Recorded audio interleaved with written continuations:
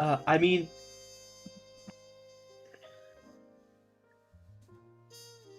amen to that. Hello. I've seen Gavin work so hard on this for the past like month we've been hanging around. He's Yeah. the one who did all the character portraits. He's the one who mapped everything out. Truly, this could not exist without.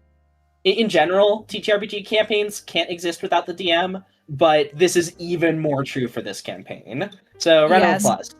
Fully agree. Like, I've known Gavin for a while. Like, I've known him for this year will make 3 years, and I had never had a more high quality campaign than when I started doing campaigns with him. Like, the first I do campaigns in person with him as well, and he has this like giant television board that he projects maps onto that has like this really cool custom made border, like, and even still, like, that's pretty cool, right? But he wants to make it better. Like, that's kind of like what I admire about him and his creativity, is like he always wants to improve. He always wants to make things better for people, and with his art. So I truly, I feel like I have a very unique appreciation as someone who's very fortunate enough to also do in-person games with Gavin. Just know that it extends beyond the online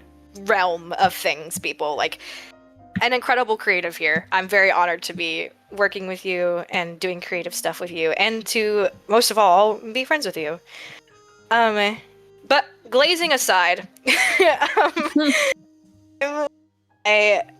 I'm gonna go ahead and introduce myself. So, hello, everybody.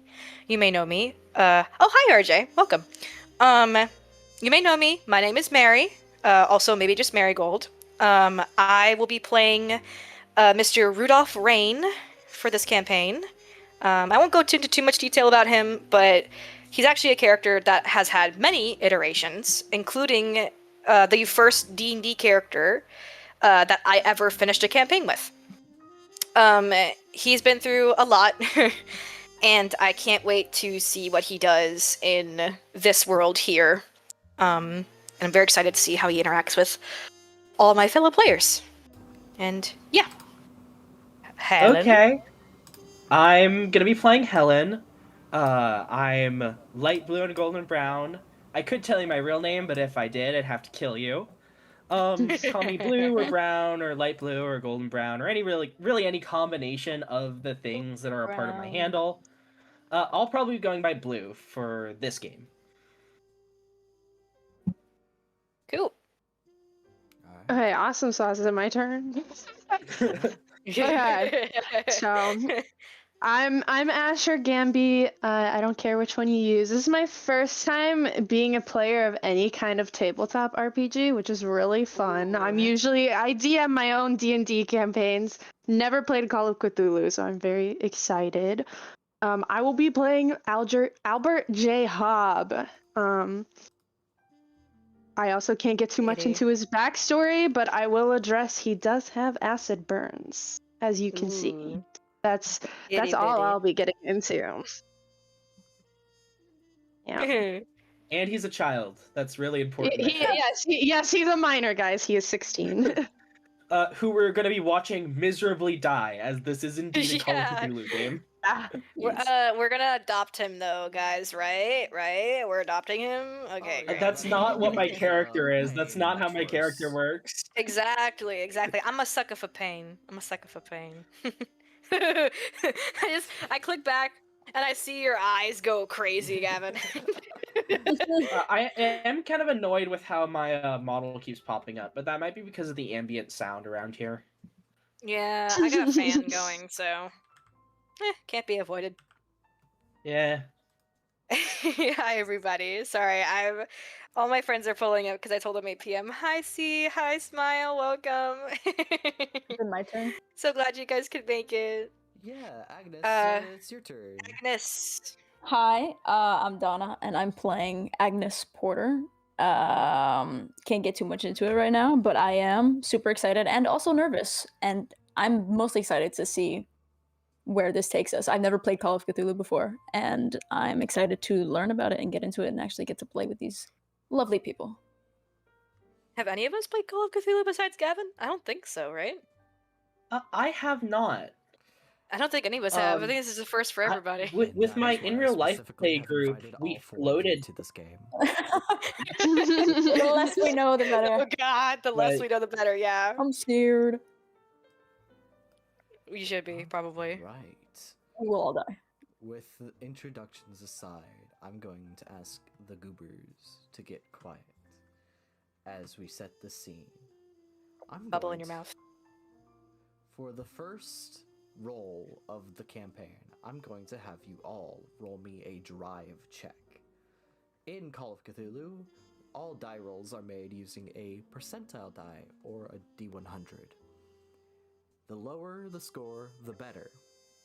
Everybody has a different score probably for drive. They want to roll under their score. If they roll half, that is really good. If they roll a fifth of that score, that is pretty much like a nat 20 in D&D.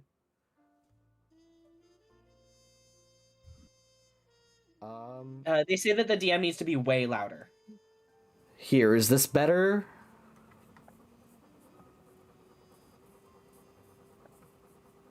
Alright, cool. Thank you guys. Put in your name. Who's player 5? That would be... Let me look at the color of the dice. Oh yeah, the color of the dice match the color of the portrait. That's something cool that we did. Yeah, that would be Rain with a 26 for their drive. Hell yeah, baby. Also, interesting thing about Call of Cthulhu is that lower is better. Natural. This is the only campaign or like system. It's not good. This is the only system where you're like, nat 1, fuck yeah, you know. Yeah. Yeah, I did nat not ones roll- are I did not roll amazing in good. this system. Because You you get into roll a car one, crash and you roll a immediately die. percentile dice for everything. Immediately. So a nat 1 is a 1% chance. Alright, 26, 72, 33. Hold up, what stat did we need to roll with? Drop. Drive. My gosh. My character sheet I won't scroll. I have a 40 in drive auto, and I got a 33 on the dice, so I passed by a margin of 7. Hold up, Alright. let me open my character sheet. I think I may have goofed it a little bit, because if I'm not mistaken, I have a 20 in drive, so I it's also not I a oofed it more than you. complete Don't even failure. worry about it. I also have a 20, the default, and I got a 72. Yeah. So Wait, am I the only one Agnes who veers put off any a points bridge. in drive? literally, it's snowing outside. I'm just. It's You know? snowing. No, it's raining. Oh shit. Yeah, it's October, I think. Yeah, I'm off to an hydroplaning. Fuck. amazing start, guys. Great start, Oc- everybody. October works. Hats off. Alright. Maybe So, October My evening. app crashed. uh-oh. No. Oh. We're gonna open this up again. I'm gonna do this again. Try this one again. So Rain got a 26. Who got the 72? I believe it was Agnes. Agnes. And then Poor Agnes. and then Yeah, I Helen. cannot scroll my character sheet. what do you mean you can't scroll your character sheet? I can't scroll down to see my skills. Oh, try refreshing it. Sometimes it likes to freeze up. Let's see. Yeah, no, I cannot scroll. Oh no. I am stuck. I can see credit rating and above. Are you on? Is your mouse hovering over that sheet? I'm on an iPad. Oh. Huh. Well, I Can't can help tell you what it is then. That would be helpful, It's yes. the first Yeah. session. Alright, your drive auto is a 20. I have never used this before. How do you roll dice in this? Oh my god. So you're going to click on the D10 and the D100, and then that will... And then There's press also the big a- yellow roll button. There's a little button that has like a plus next to the D10 That and rolls D100 both that the says D10 add and to roll. D100. Yeah, that's what you're gonna want to do for all of your rolls. Because it's a Hello? D100 for pretty much everything. I mean, damage isn't D100. That's why I said pretty much everything, Scotty. I love being pedantic. Thank you, Blue. Thank you, Blue. Difficulties. I don't know where the button to even like roll anything is. Question mark? Question mark. Whoa. Okay. Okay, so that's what That's that an does. advanced roll. Those are some funky dice. That's a 29. Hello? Oh wait, is the stream supposed to be able to see the Alba rodeo? Huh? Is the No. stream supposed to be able to see it? Not yet. Okay. I still cannot figure out how to roll. You just need to tap on the dice. Oh. Oh, okay. No. I see where it is now. I think. You got this. We believe in you, Gamby. Okay. It just doesn't help that I'm on an iPad. We will get there. Sounds like a skill issue to Okay. me. Sorry, not sorry. Damn. Okay. Yes. Come on, guys. Chat, everyone hype up Gamby. We believe. We Yeah. believe. Yeah. Believe. Everyone hype up Gamby, We chat. believe. We believe. We We believe. believe. We believe. Believe. We We'll believe. get there. We believe. 1d10. Okay, 2d10s, right? It's gonna be the D10 and the D10X. Don't stop, Ceci. We believe. Ah, We yeah. believe. Yeah, no, we're getting it. Yeah. Wait. Yay! Oh, An That's an yay, eight. success, That's too. an eight. Holy Sorry, shit. That's Okay. a really great roll. Hell yeah! That's Why really did good. the 16-year-old So the roll better than child- all of us, bro? Right? Wait. Why did the 16? We've all been driving for way longer than this Right? kid has. How the hell? He just got out of Drove driver's better than school. a It's secret. I guess they did just graduate from driving school. All right. It's all fresh in the mind. I'm also flabbergasted that I'm the only one who put any points in driving. So that means we'll do Albert first, Helen second, Rain third, and Agnes last. Thank God it's not for the quality of driving, because I think Agnes would be dead if that I would already be dead. were.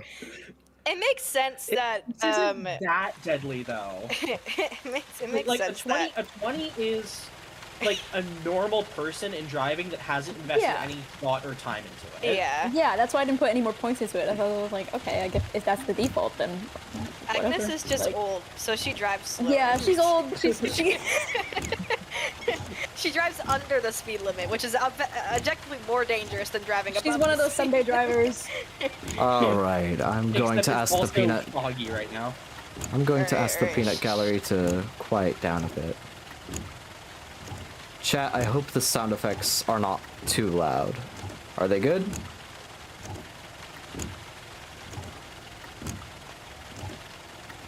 I can't hear anything. Oh no. I also can't hear anything, unfortunately.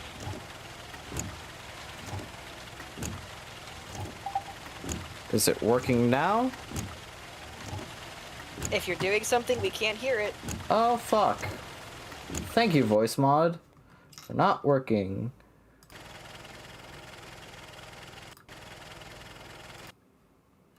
Let me try this. Can you hear this? Not at all. Nope. Nope. Okay. Great. We love it when the cool thing that you sent up so does not work. I think everyone else can hear it, because chat is saying yes. Yeah, everyone else can. Voice It's mod. Just we not can't. us. And that sucks just if you not guys us. can't hear it. Yeah, I feel like we are pretty... Like, we love you, chat. I think we are more important than chat when it comes to hearing shit. Okay, we have that soundbite. We are more important than chat. Copy that, save it, Stop snip it. it Do not off. clip that. I do not approve. I do not consent. Do not clip that. Chat. Chat, how do we Swear to feel God, about me using the chat. restroom while DM figure this out? First short, like Yeah, 2 sure. seconds Cheers. long. We're Go better piss, than girl. chat. Got it. I go there. pee. Go piss, queen. Okay, I second will- short, second clip. Let's stick. All right, let's see if it works Roll now. for like 10 minutes. Oh, and we're gone. Does it work now? Something is happening. It's not. I don't think you're intending it for it to sound like tapping on glass.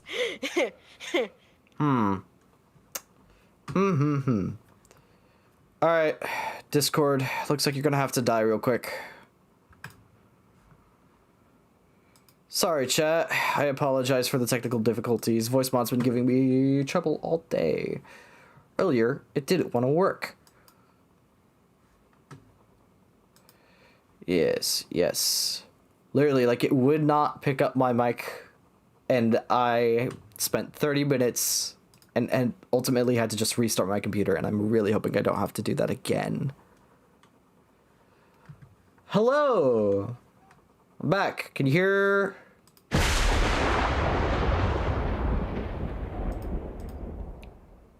I see that. Huh. I'm going to scream.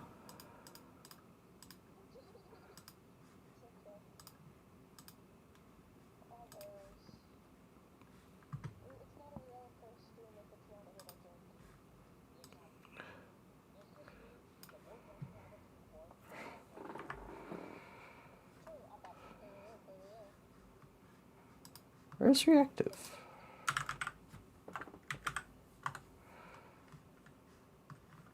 Alright. There we go. Fixed it.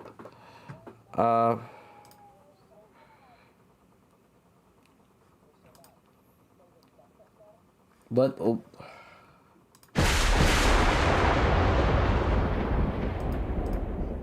There we go. Alright. Fucking...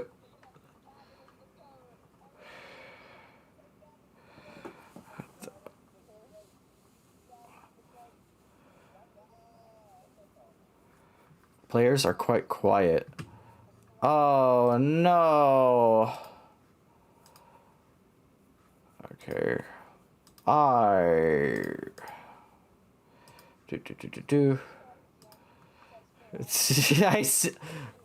Everything is going wrong. And Everything is going wrong. This far for the course wrong. for a digital Wrong. campaign. Okay, there we go. Alright, I can hear you guys I have not been now. on many, but Okay, chat. Are we all good? Does everything sound Yep. up to date? Everything sound up to Testing. quality? And we're back, says Knight of War. Yes. yay. Alright, Correct, cool. we are. We are so back, says Farashi. Alright, now for Okay. serious. Peanut Gallery, quiet down. All right. As we Quieting down. go onto the roads of Massachusetts. That's in Massachusetts. Yes. I forgot.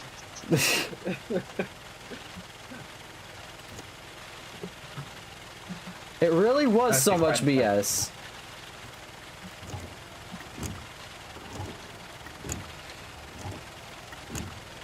Albert. 4 weeks ago. Yes. 4 weeks ago, you received a strange letter in the mail. You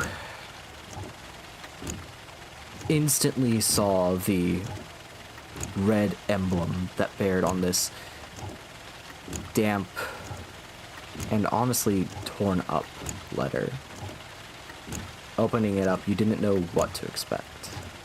It's been 6 years since anybody heard from Franklin McDowell.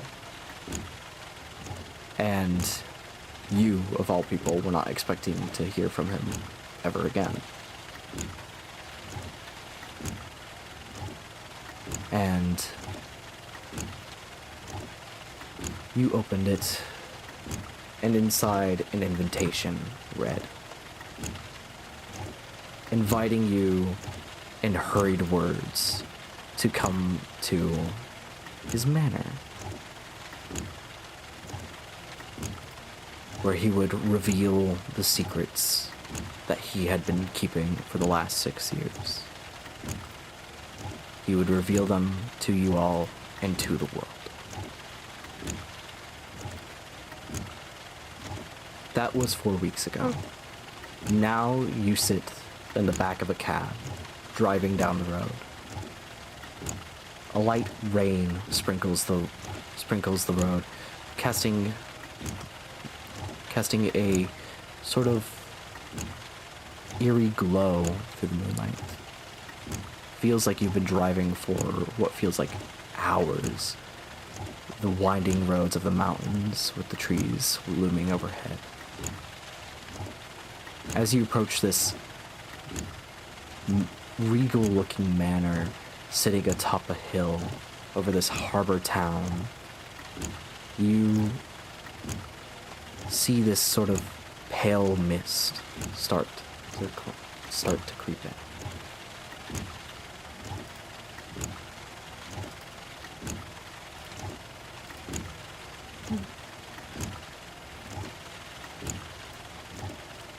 Oh. Oh, it's moving! Owlbear. It's so cool. You guys should be Oh, able to we see. got- it's a black screen everything's with two dark. door symbols. Yeah.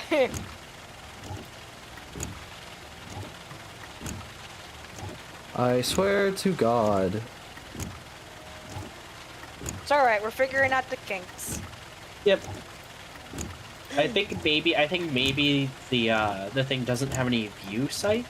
Yep, because Maybe. it changed it all to you guys when I hear. Let me fix that.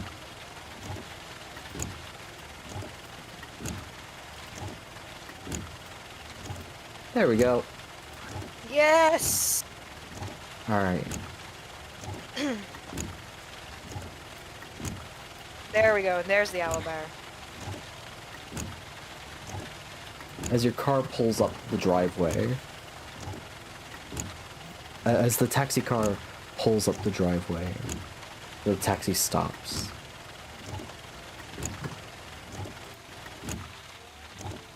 Alright, here's your stop. That'll be $10, please. You sure you want to get out here? I kind of just leave the money and just walk out of the car quietly. No words said.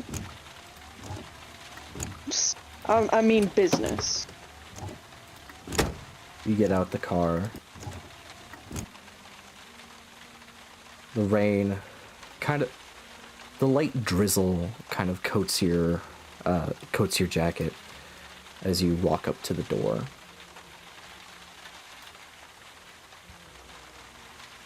Kind How of just would- take in the sights, look around a little bit. This Not really investigating much, but just kind of giving a quick little glimpse at everything. Alright. This manor seems rather lonely. With the mist and the rain, its dark silhouette appears to you from in front of the moonlight. It feels dark here. And with a pit in your stomach, you approach the door as the taxi cab drives away.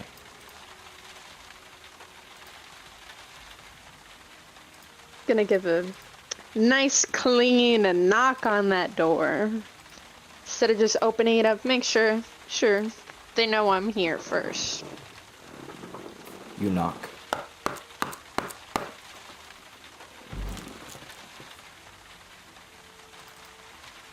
And an elderly man, dressed in a fine butler suit, opens the door. Young Master Albert, we've been expecting you. Please, come right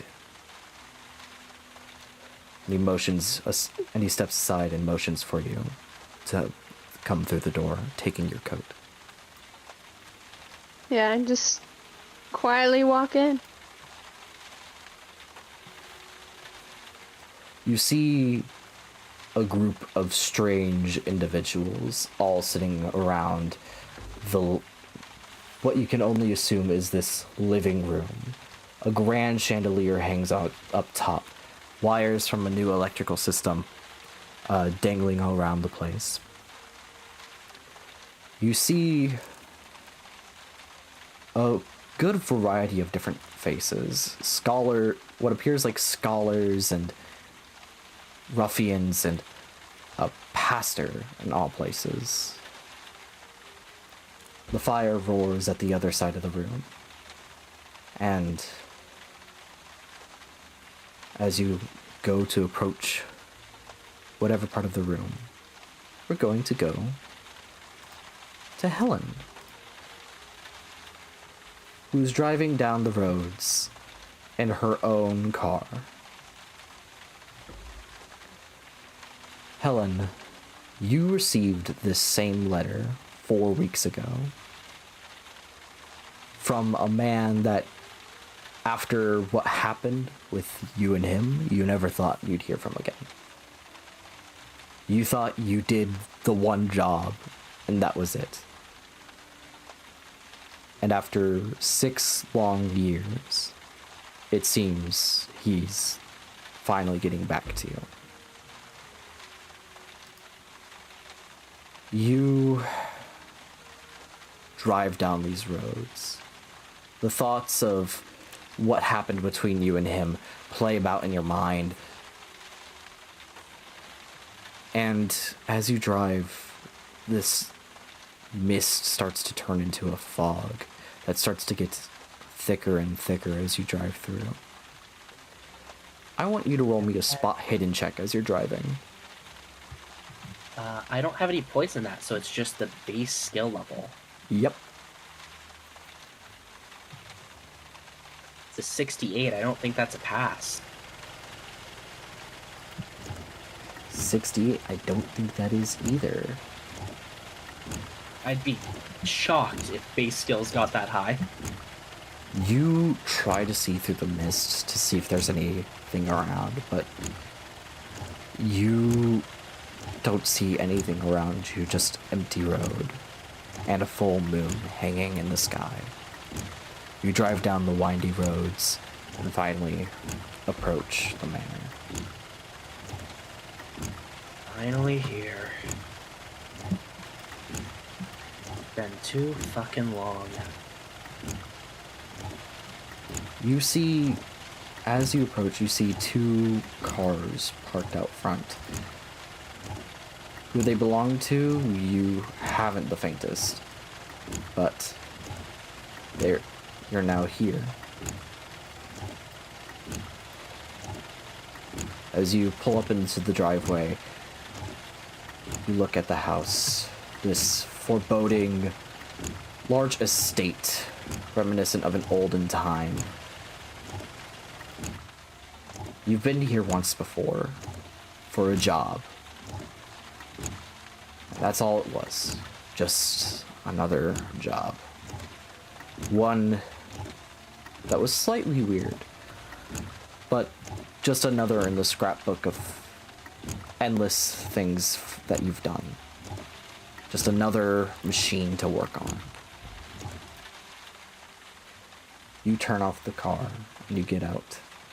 The rain starts to become heavier, and you kind of have to jog up to the stairs to avoid getting wet. Dang it.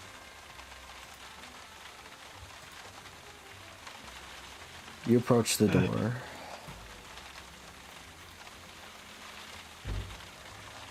And Helen lets out a deep breath and knocks.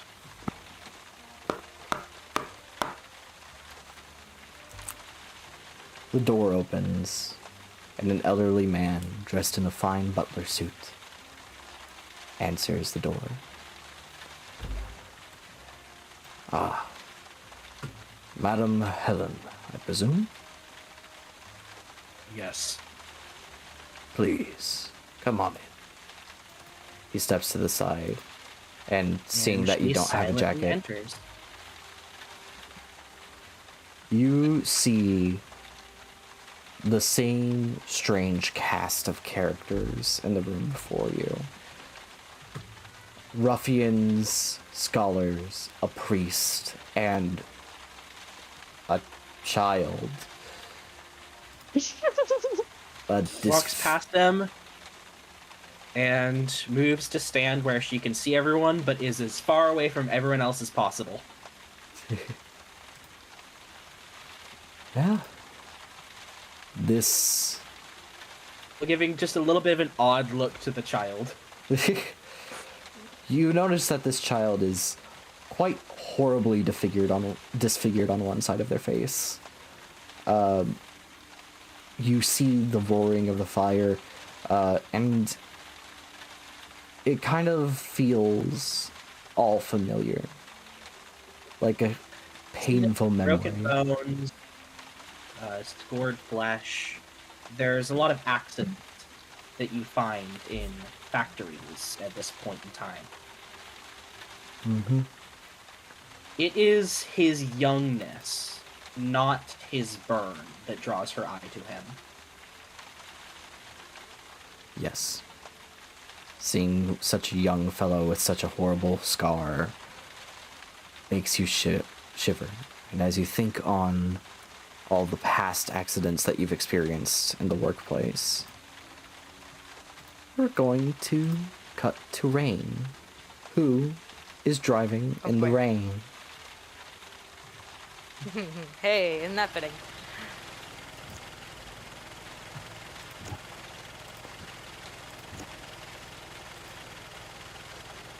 Rain, you, unlike the others, aren't driving alone. You are accompanied by a friend. Yes. One Mr. Jimmy the Knife. Ah, Jimmy! He's about your age. You've been working together for a long time, and he's usually the person that brings you your assignments. You haven't talked in quite some time after your last job, but now he's come to you after having received your letter. You didn't open it quite yet. After all, Franklin McDowell was quite close to you, and for him to just disappear off the face of the earth for 6 years, it's a scar. Not a real one like the one on your ear or your jaw, but an emotional one. 2 weeks after receiving the letter, you opened it to see the message inside. A hurried message to meet him at his manor, where he would reveal the truth. You debated for the longest time whether or not you should go. After all, why does he deserve to see you? Why does he deserve your presence? But it wasn't until your informant, Jimmy, told you about his debts that it became clear you had no choice to go. And so here you are, Jimmy driving, and you in the passenger seat. A long, quiet car ride.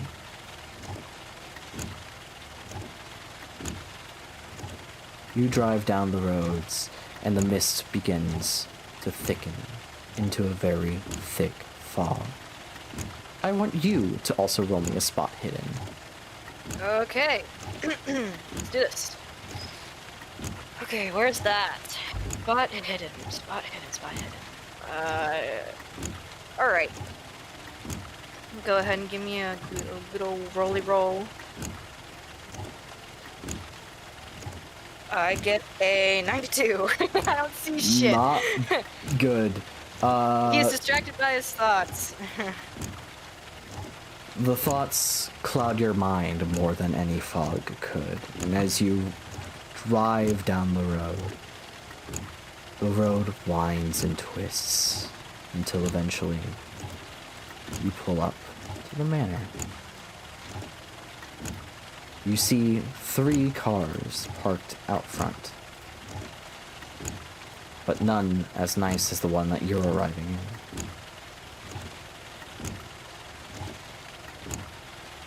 Jimmy parks the car.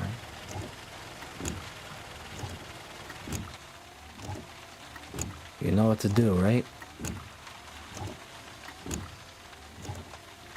Sort of. Like, he takes out a package of Lucky Strike cigarettes. Taps one out of the container. Hey, not in the car. I just got it detailed, okay? Don't worry, I'm not lighting it yet. Getting it ready. Want one? Nah, I'm good. It tastes like shit anyway. Each their own. Puts it in his mouth, gets his umbrella, and steps up the car. You step out the car.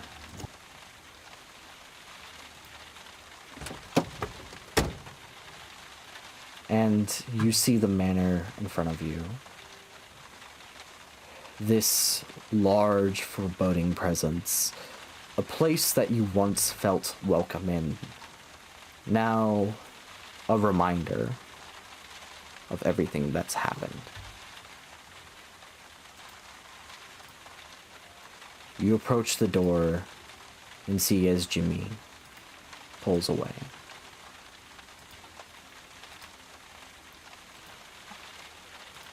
Before Rain knocks on the door, he pulls out his lighter and he lights his cigarette. You hold up your hand with your umbrella to light your cigarette. It's a nice, calm feeling as you light it. It feels like all the stress that you've carried fades away. The memories start to clear a little bit, and as you approach the door, you tense up once more before finally knocking.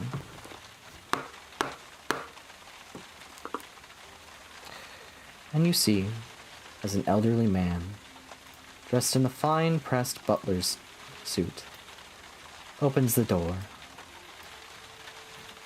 Master Ray, please. Do I recognize him? Yeah, you recognize him. This is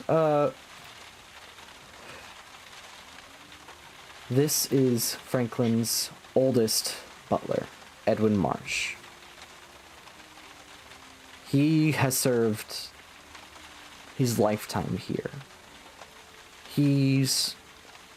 When you first met him, he was probably in his late 40s, and now seems to be starting to get into his mid 50s.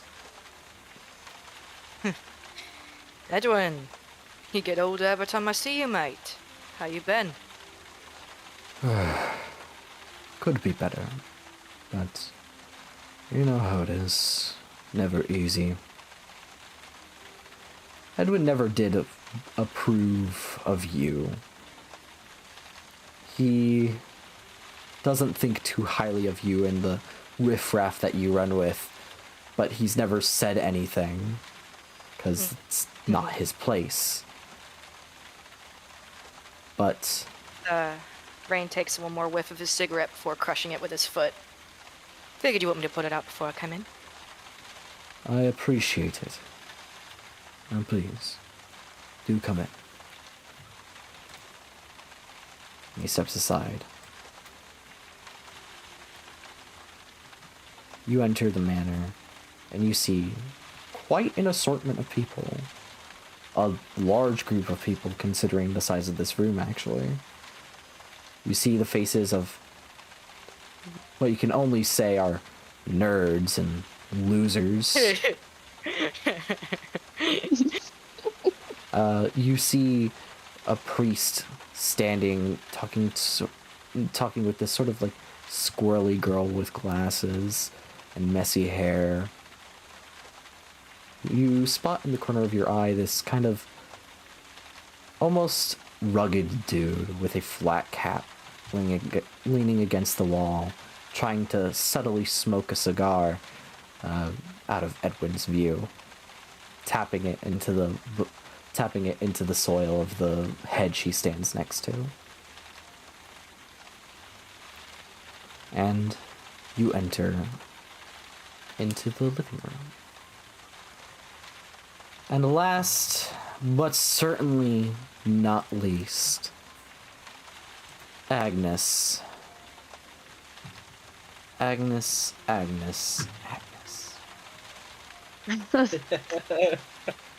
I feel so sinister. It does. Old lady incoming. Old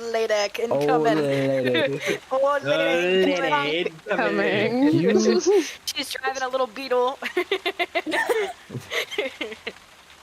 You I don't think received those exist yet.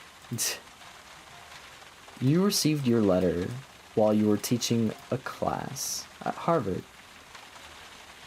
Teaching a class about just an introductory psychology course, nothing more, nothing less.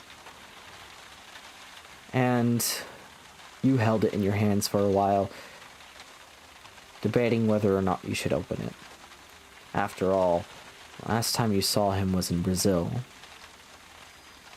where everything kind of went down. You don't know whether to trust him or not, or what's going to happen, but you open the letter regardless. The curiosity of what it contains getting the better of you. Inside, you see the same message as all the others. A hurried invitation to come to his manor, where he will reveal all the secrets that he's discovered for the past 6 years.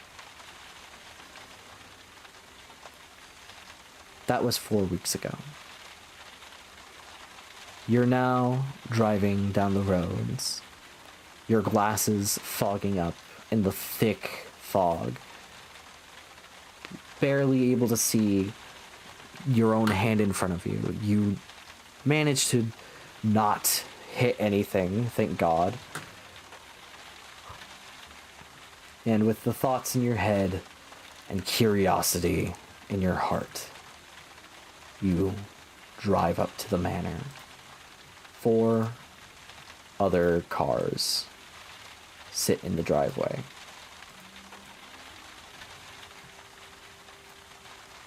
As you approach.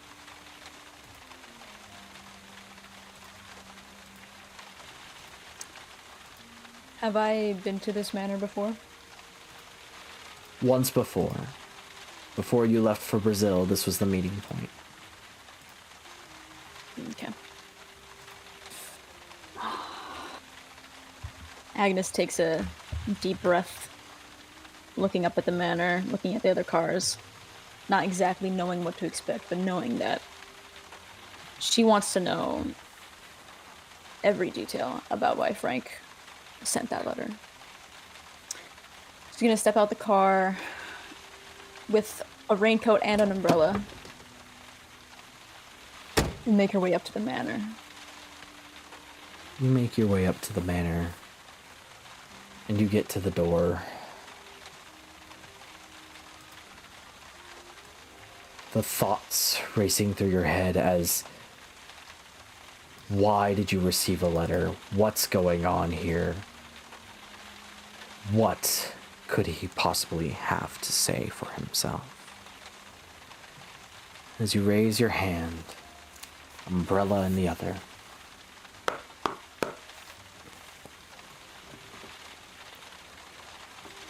and an elderly man dressed in a fine butler's attire, opens the door. Ah, Miss Agnes. It's a pleasure.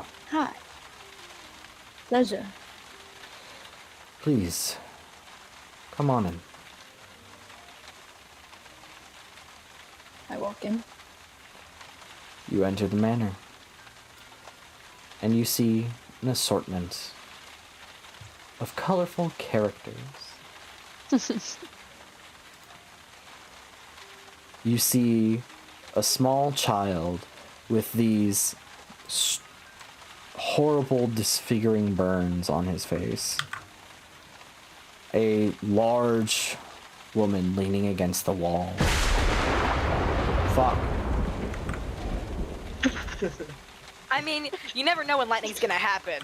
Exactly. Yeah. I need to Just qualify got so large much with aura that, from okay? that. I do need to qualify so large much with aura that. from that. Because Helen is like an average height. She is visibly extremely strong.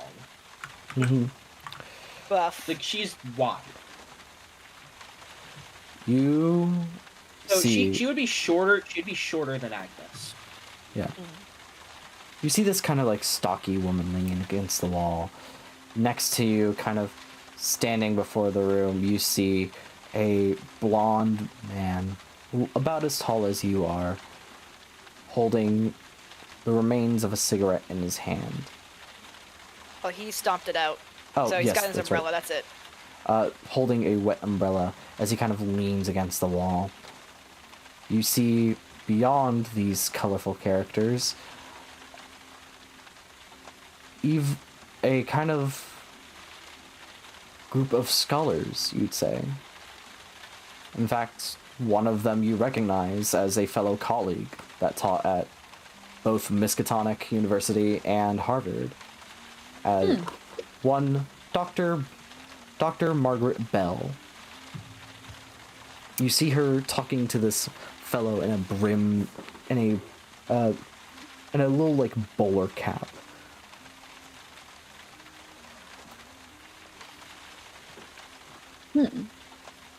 Across from them in a chair, you see sitting this lady with platinum blonde hair, staring wistfully into the fire, holding a glass of whiskey, sipping from it slowly.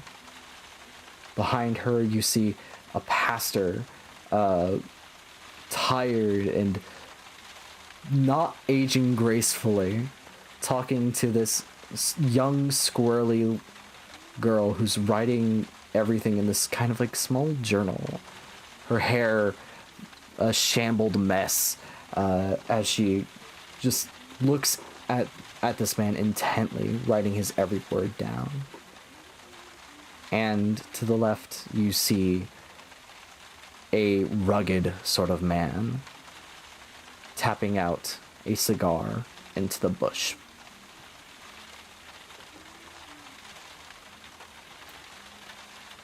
What would you all like to do now that everyone is here?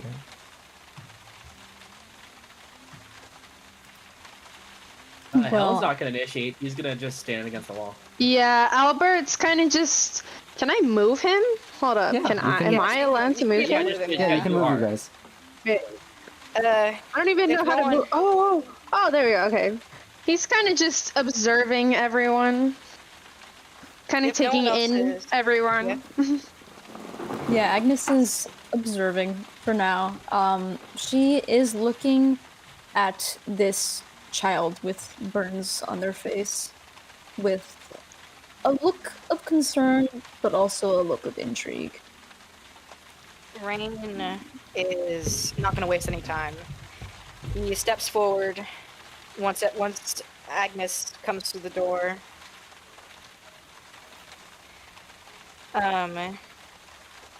I imagine Agnes comes in very shortly after him. Mm-hmm. But he kind of steps forward and is like, "All right. So what we all here for, huh? Let's get to the chase." The gentleman to your right kind of looks around and says, and like slicks back his hair a little bit. I believe we all received the same letter from our dear friend, Mr. Franklin McDowell. That's what you call him. A business partner, if you would. How about yourself? I'm sure we're all dying to share our stories.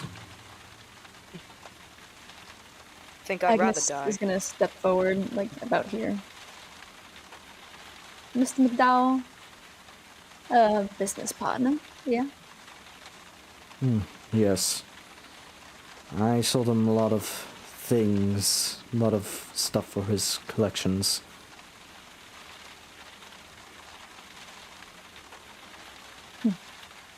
Well, where is this man of the hour? Don't see him amongst you all. Mr. Franklin McDowell will be accompanying us shortly. We will be preparing some dinner for you lot, and once it is ready, we will meet in the dining room, as per his requests. You better show up. Don't take it we all drove out here in the pouring rains just for this guy to be not here, right? Quite. And Edwin shuffles off.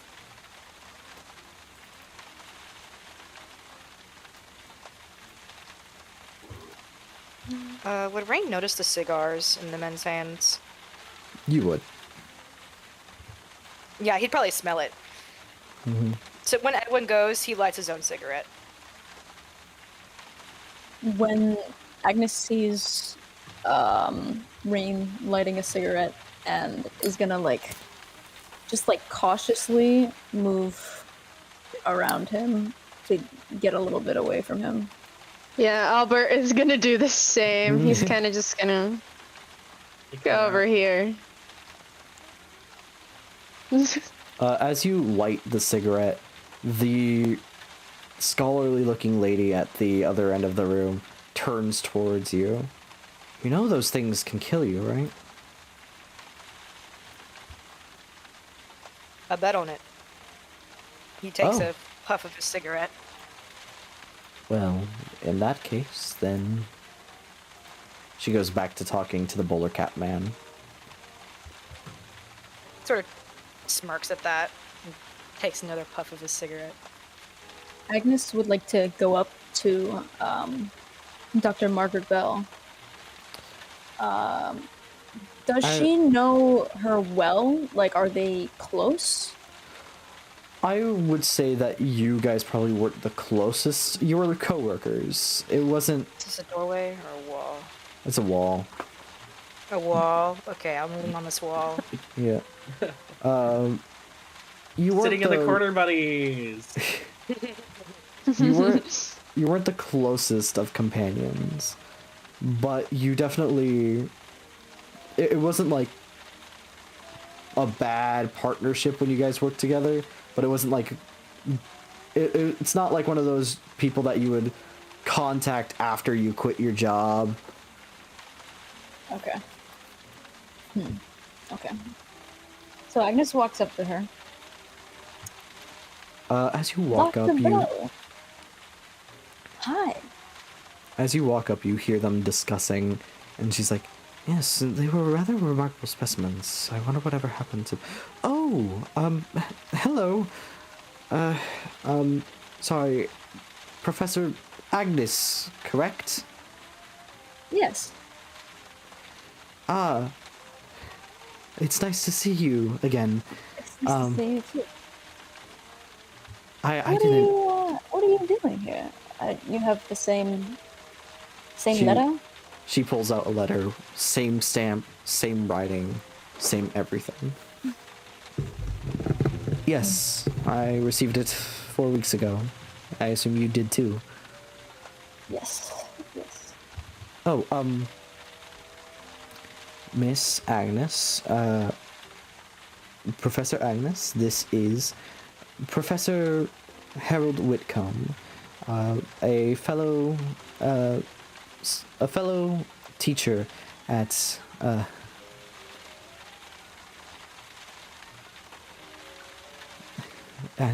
she kind of like stumbles over her words, and Professor Whitcomb says, at Hingham University. I'll have your mind. And it's a pleasure to make your acquaintance, Professor Pleasure to meet you. Agnes. Can I sense if there's any tension between the two of them? Like any specific tension that Yeah, is greater than the tension that's already in the room, I guess? Roll me a psychology check.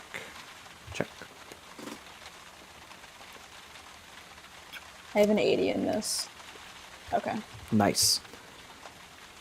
You can tell that there's something between them, something that they were discussing that they feel uncomfortable sharing with somebody else.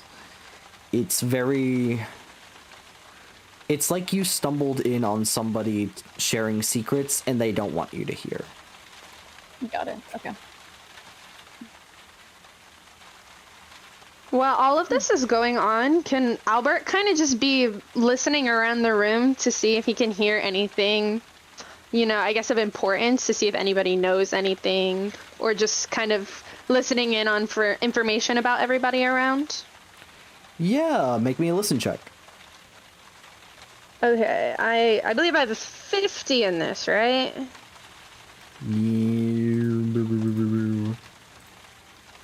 Yeah. Yes, you do. Okay. Oh, 75. sigh. Sigh. Sigh.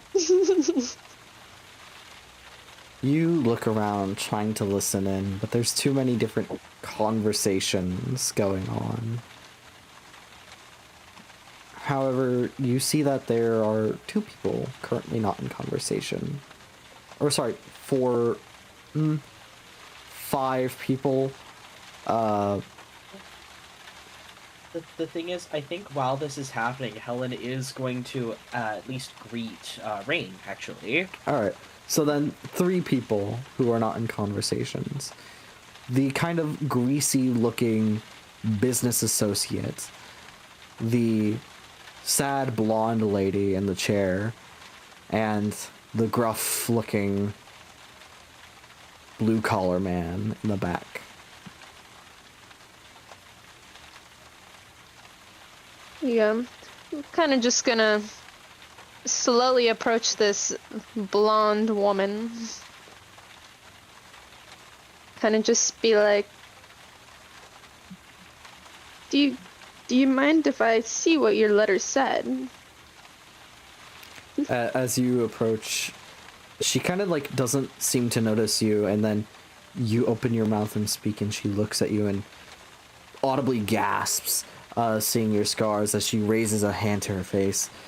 Oh,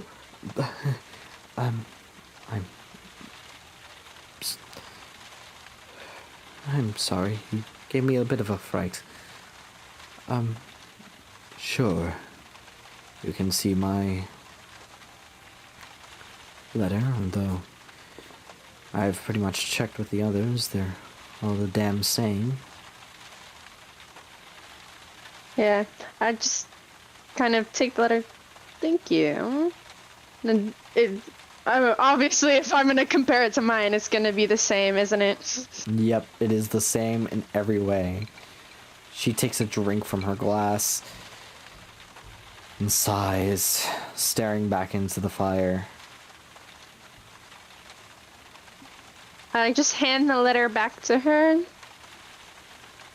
And just thank you for letting me read that. Enjoy the rest of your waiting, ma'am. You're welcome. I kind of walk back over to my own little spot and continue to just quietly observe what I can. You watch as you walk back to your little spot, she tosses the letter into the fire. watching it burn. And I said Kinda just- before, There. I said before, I think Helen does greet Rain while all this is going on. Mm-hmm. Like, you know, there is a level of flippancy that I appreciate in general. That was He's funny. He like takes a puff of his cigarette, like it's like, "You're talking to me? Yes. What was funny?" Well, telling that lady to shove off. Well, quite frankly, that's none of her business what I do with my body. I agree. And then she just kind of cuts it off there and just goes back to standing against the wall. He looks her up and down and goes, "You need a handkerchief?" No, no. He shrugs. These grease stains are not actually on her, like, as they are right now. No, he's talking about the fact that you're soaked because you were in the rain.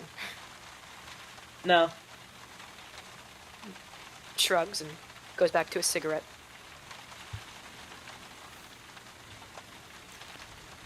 The tension of everybody waiting hangs in the air. Nobody exactly trusts anybody enough to directly approach and strike up conversation. It's a little tense. And A little. and you sit there for a moment until a squirrely looking girl walks up to you, Rain. And what is your name? Who's asking? Well, I asked first. Second. All right.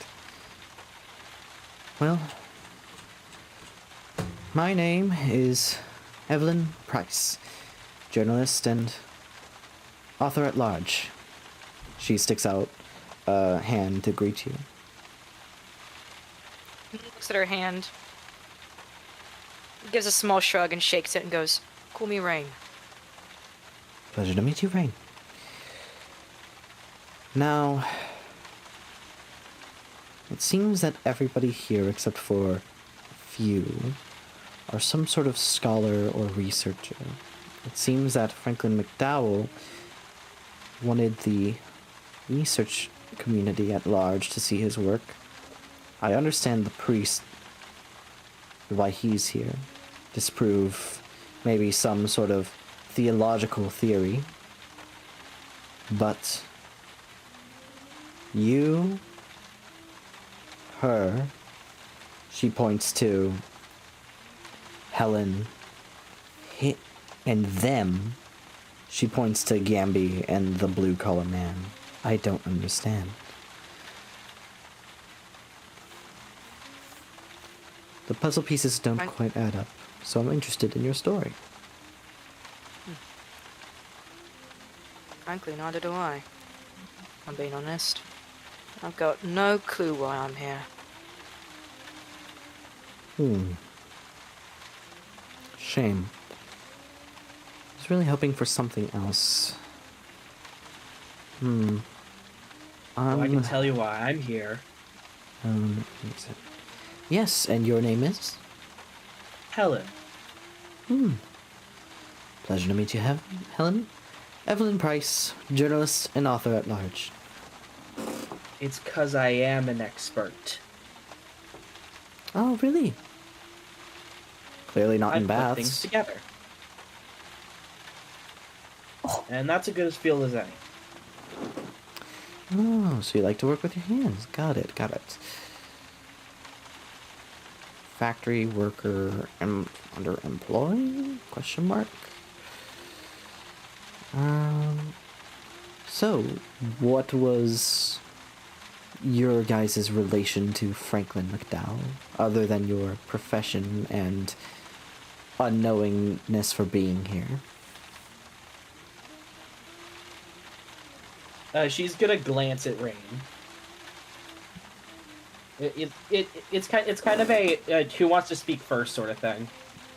He waves a hand as in like a go ahead. Well, I fix things. I fix something for him. That's very helpful. Buy me a drink before you ask more questions. Alright, fine. I guess I'm not gonna get anything out of you two either. Well, pleasure talking. See you at the dinner, I guess. Best of luck to you, lass. She turns away. You watch as she kind of interviews more people. First starting with the blue-collared man, and then after he doesn't say anything, she turns towards the child. The child. She, The child. despite being only a little bit taller than you, she kind of like puts her hands on her knees and looks down at you and says, "Hello there," and like a sing-songy voice. "And why are you here?" Don't know. I just got the same letter. Ah, rats. Oh, the same letter? I kind of just like look at her confused, because I'm not that young. So I'm just kind of looking at her like, why are you bending down to talk to me? The crazy And she thing can is... kind of see it in my face. Yeah. The crazy thing is, she doesn't look that much older than you. That's why I'm confused. So I respond to her, and there's no aggression, but my face is kind of just like, what the hell is she talking about? Wow. Truly the worst kind of young adult, though. I'm a couple years older than you, so I'm so much better. She looks at you, and she's like, Well, what was your relation to Franklin McDowell? Charity case? I kind of so just rude. blink. I blink my eyes so at her. Who is this bitch? Who does she think she is? She's clearly... Are any of us hearing From this? school, he was one of the professors out of school one of my friends went to, and I talked with him through that. Oh, that's right. He did a couple classes at Miskatonic. I forgot about that. Yes, he did. I'm kind of still giving her like this bewildered look. Well, must be pretty smart for a 10-year-old then. Excuse me. I'm 16, but yeah, I'd say I'm pretty smart. And he kind of just like still awkwardly is looking at her. He's kind of like his shoulders are hunched up, kind of like defensive almost, and just like giving her this weird look. She looks at you, like sizes you up and down. 16, sure, maybe on your fake driver's license. No way. Yeah, I know I'm kind of short, but I promise I'm 16. I've lived for 16 years, so... Drove here, bro. He drove here.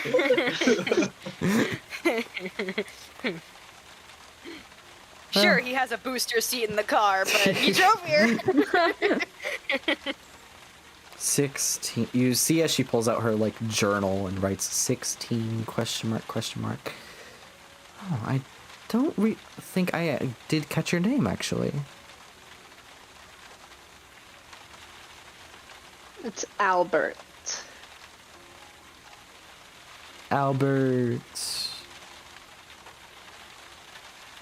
She like Albert motions. Hobb.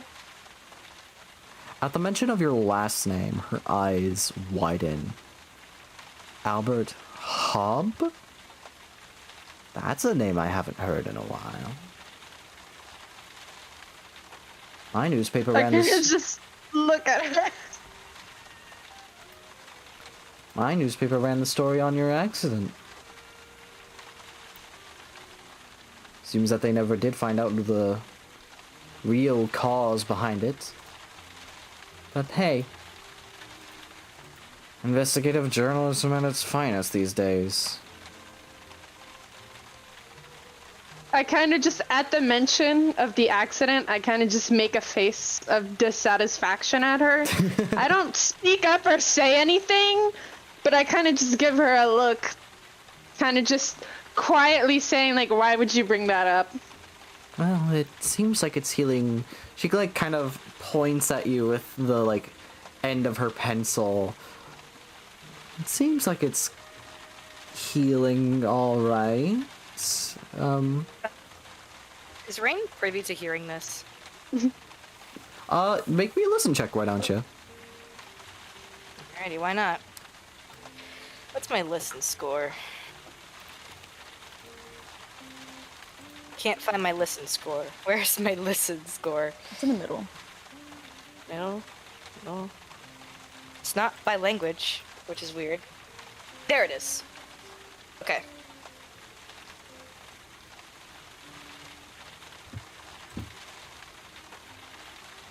Uh, 42. I don't think that does it. I don't think that does it. Yeah.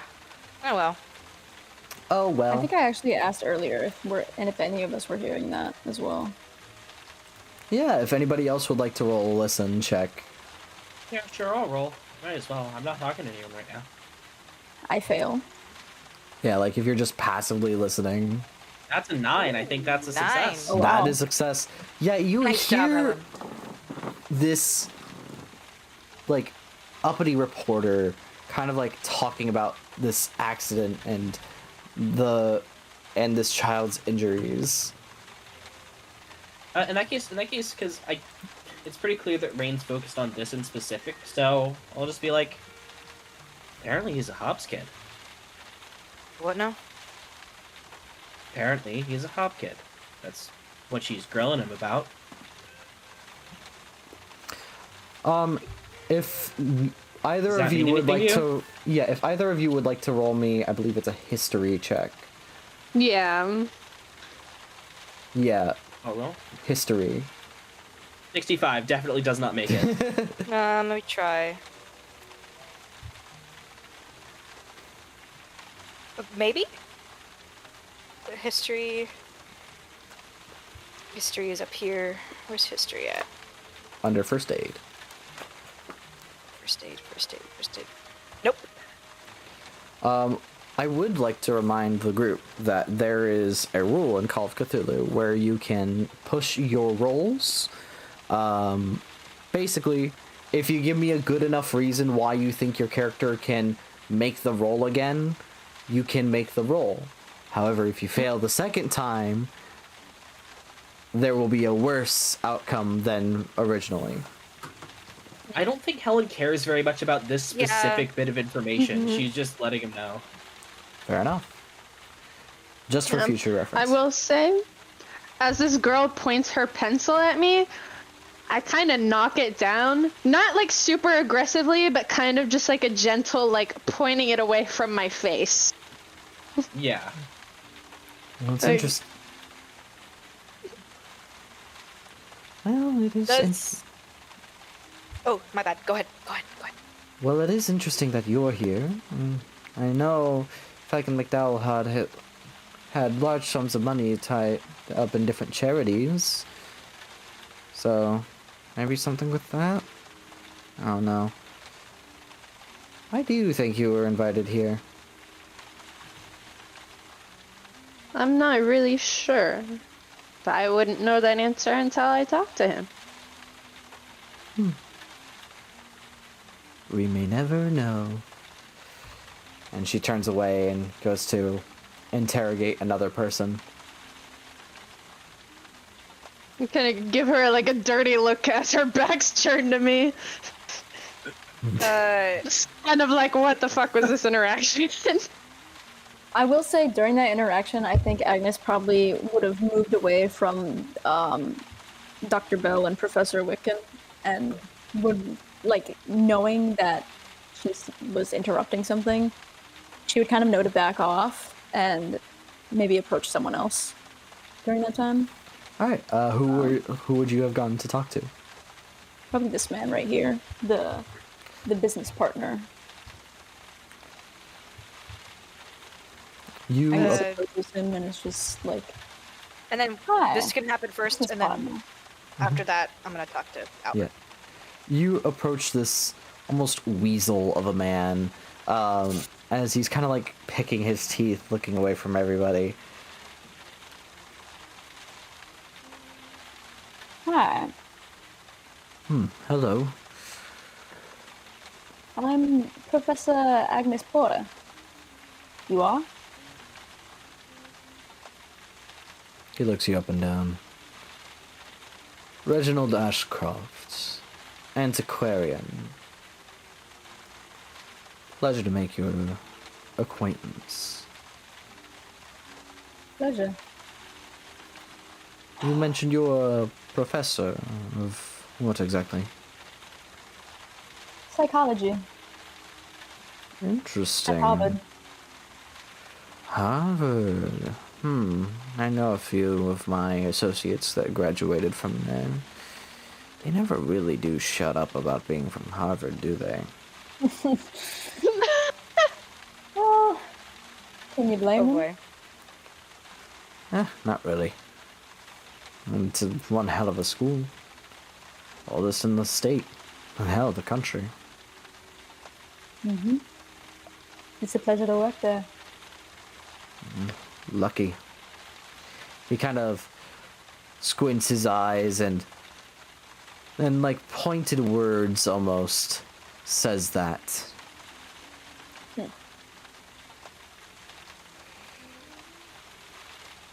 Now, you know of my relationship to our friend. What might yours have been?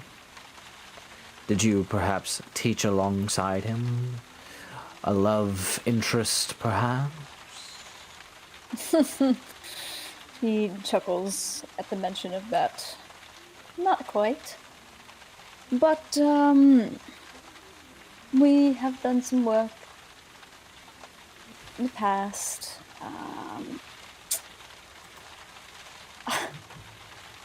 We both share an interest in exploration, in learning. Exploration,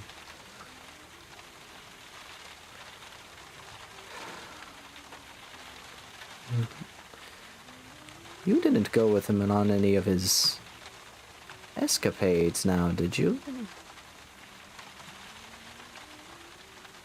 You know, Kind of just stares at him. Can you repeat actually what he said he did with Frank McDowell? he said he sold him things for his collections. Okay, that's right.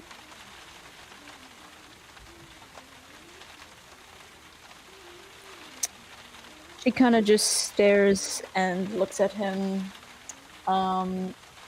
contemplating whether or not to give up any information to him because she doesn't know him.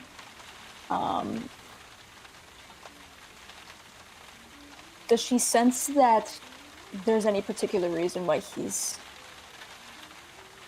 looking pointedly at her and also digging deeper into her history with McDowell? Go ahead and roll me a psychology check.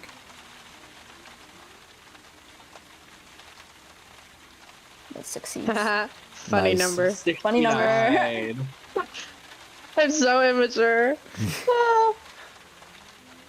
I believe that is a pass for you. Yes, yes. You look this man up and down, and it's... While you can't really determine what his exact reasoning for wanting to know might be, you can't determine that it's in good faith. He doesn't look like somebody you should trust trust with a child, let alone your secrets. Okay. Did you say in good faith or not in good faith? Sorry. Not in good faith. Okay. She kind of just smiles politely at him and doesn't say much else. You know, I always checked the book. You know, between you and me, I always checked the books, and the amount of money he spent on those expeditions was ridiculous. The man was obsessed, I tell you that. I believe it. Clearly, if he wasn't going on those expeditions for something, it was definitely for someone, if you know what I mean. He kind of nudges you. Oh, but yeah, I believe it. And as you guys continue to talk, Rain, you walk over to the child. Does Rain, are you still smoking your cigarette? He put it out when he approached you. Okay. Like on his walk, okay. he kind of like stepped on it casually, very nonchalant. Had his hands in Very his pockets now. In this nice room. Yeah, he didn't give a shit. Yes. The butler will clean it. The butler will clean it. Yeah. The butler explicitly does not like it when you smoke in here. That's the most fucking passive-aggressive thing ever. I mean, he's not necessarily happy to be here, for one. And two, he saw 2 other people in this room smoking. He's like, I can get a free pass. He's like, I can do it. He's like, fuck that, I'm gonna smoke my cigarette. But yeah, he put it out when he approached Albert. He's like, oi. Albert just kind of turns and looks at him. You alright? Big-eyed. You alright, lad? She didn't get to Albert. you, did she? I want you to roll me a check as Rain walks up to you. I want you to either roll me... I'll let you choose. You can roll me a law or history check. Let me see. My law is gonna be better. I don't think I'm gonna pass it. It's between a 5 or a 6, so the 6 is better. 33. It's not pass. Nada. 33. You see this man approach you. He looks a little intimidating, but nothing you haven't seen. Nothing that you haven't seen in the mirror, that is. Yeah. Yeah. I kinda look up at him and respond to his question, be like, yeah, I'm fine. You looked uncomfortable. I'm not gonna ask what she was bugging you about. But if she ever comes to bother you again, come stand by me. I'll tell her to piss off. Alright? Okay. Thank you. He kind of just looks a little confused, but you know. See, he's not as tense anymore. He's a little more relaxed. He nods at you and looks you up and down, and before he leaves he goes, by the way, don't know how you feel about your face, but I think it makes you look tough. Just give him a perplexed look. Oh, thank you? So my reaction there was to Rain. Rain's reaction to me was as Albert's was to Rain. What? Oh wow, it's already 9:30. Somebody just passed by. Interesting. I know, I saw that. Any of us Who the hell? Gavin. What is that? Rain, just after that guy passes by, is gonna walk back to his spot and lean against the wall. He just barely fucking missed him. Damn. I definitely did see him, and he walked literally right by me. So Yes, he So- did. give me So, the do we have to Yeah. roll anything, by the way, for our characters to be able to see that, or is it just because, like, on Rodeo, on Owlbear, we can No, see it? you all notice it. I was waiting for the conversation to end before I described it. As you talk, you see this large man carrying what you can only assume is like a bag of soil. He's covered in like dirt and grime, and has like these big galoshes on. You watch as he tracks these wet footprints through the hall. He looks at you guys, squints his eyes, and continues moving on. Rain kind of raises an eyebrow at Helen. Kind of gestures with his head to the guy who just, like, to the direction the guy just went. Like, kind of like asking without asking, like, did you see that? she nods and gives you kind of like a half shrug. Gives you a half shrug back and leans against the wall. Yep. I love the silent communication that's going on between the two of them. Stay in the corner, buddies. Before long, Helen, the squirrely girl, comes up to you. Or sorry, not Helen, Yeah. Agnes. The squirrely girl comes up to you. Why are you evil? Why And are you evil, Gavin? oh, I forgot I was evil. Sorry. And certainly, Yeah, I'm just like, not realize. is this girl like secretly the BBEG? Like, Well, I What mean, is the DM this? is all villain, so yeah. yeah. And the squirrely girl walks up to you. So, last but not least on my list of characters, who might you be?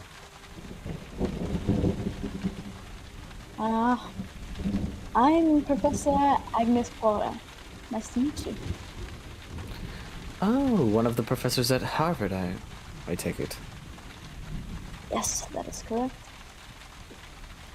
My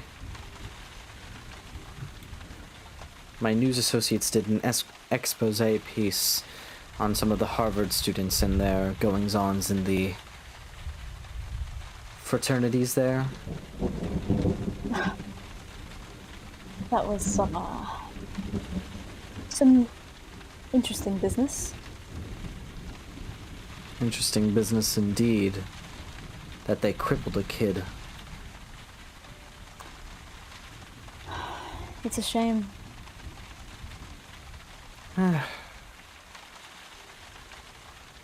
Boys will be boys, I guess. Hopefully, they learn from their mistakes and grow to be better men. I mean, all this hazing nonsense. They drove a car over his legs for crying out loud. She kind of winces when she mentions that. Yes, it's rather tragic. But that's not what I'm here to talk about. So, what was your relation to our mystery man, Franklin McDowell? Mr. McDowell, he, well, as we all know, he's an interesting fellow. We both like to learn.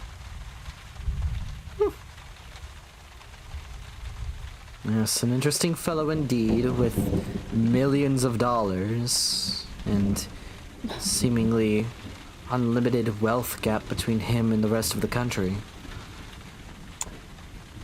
Yes, he is quite a wealthy man.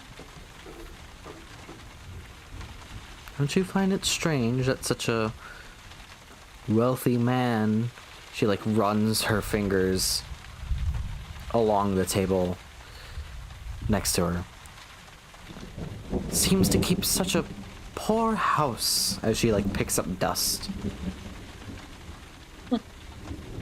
You think one of his wealth would have more staff on hand?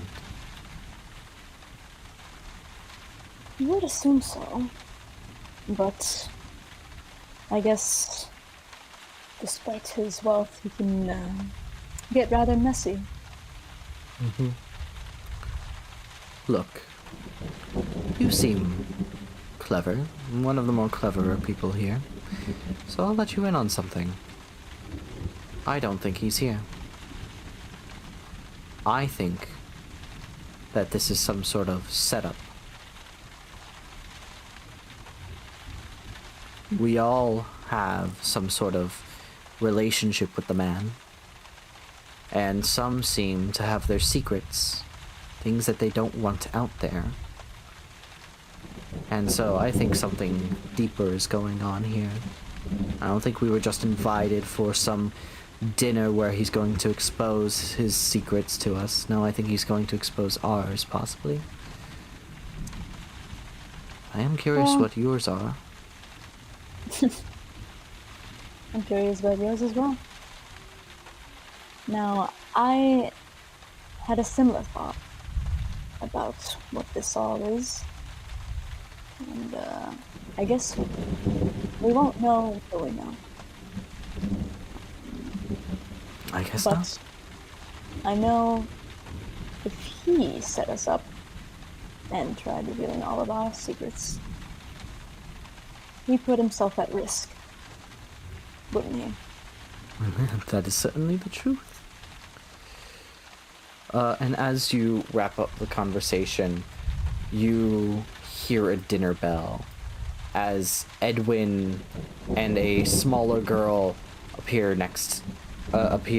the hallway. Folks, I believe it is time for the evening's events. Please, join us in the dining room. Make as much room as you can. Unfortunately, we did not have space to spare.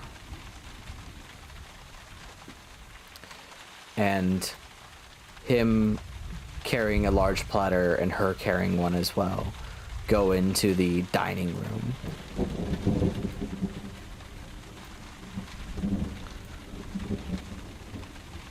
Well, Ray sort of like clears the way for everybody. And like a normal human being is going to feed her way into the back upon being the first one in. If you're the I first kinda one wait for to enter everyone to the trickle dining down. room, if you're the first one to enter the dining room, sit in the farthest away area so that people can flood in naturally. Can get in, yes! Evelyn, on the other hand, is going to take the first seat she sees.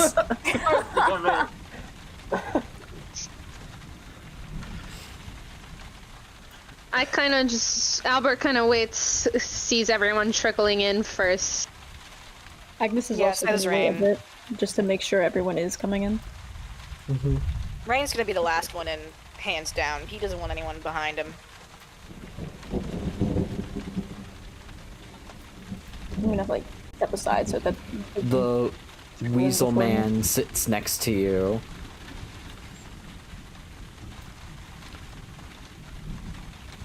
She gives him the kind of glance that says very plainly, I am not interested.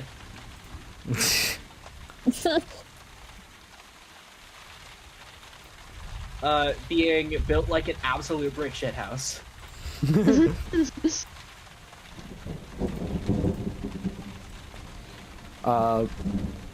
Agnes, you see as the pastor walks by you, looking at you with some small contempt.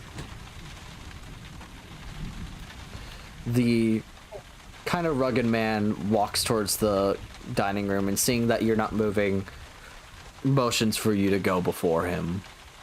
Ladies first. she kind of sends him a smile and cautiously, like, still making sure she can like kind of see behind her, walks in before him. Are there? No. So. He walks in next.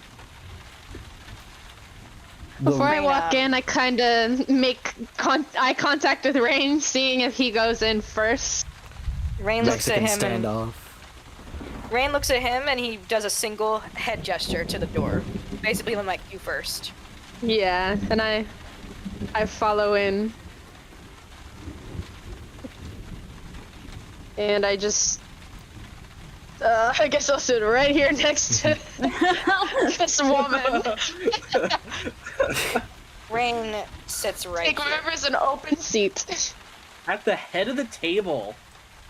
Yep. Ooh. You all see that there, even in this small room, that there are chairs set out for everybody. It doesn't seem like they were all nice chairs. Some of them are like fold away wooden chairs. But there are enough chairs. But just for you. There's And should be one more for Franklin.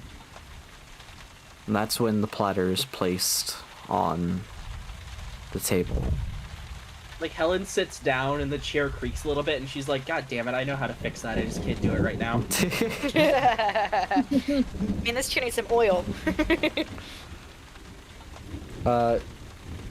You all sit around the table, and the big metal dome is lifted off the platter to reveal not food,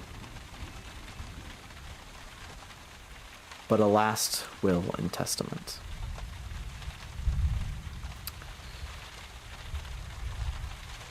Wait, before anything, does Rain know what this is? Like, when he sees it, does he know what it is immediately? Everybody knows what a will is. You don't Yeah. know. It doesn't click immediately what's going on here. Helen also immediately thinks like, Think it- God damn it, I was hungry. I think it was. I mean, if you see a will and testament and the person you're here to see is not here, I think Rain would put it together. Yeah, but like, but it's yeah, not like, yeah, it's not deep in logic. yeah. But It's not like immediately like, oh, this is what's going on. It's like, oh, Yeah, it's kind of like no. a shocker, like, oh, oof. Rain. Yes. As you passed into the room, by the way, you hear the radio in the hall stop playing.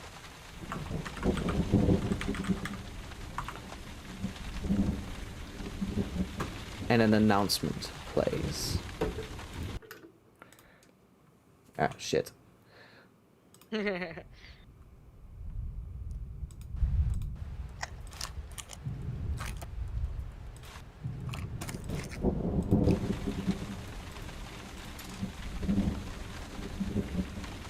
funnily enough, it is raining pretty heavily where I am right now.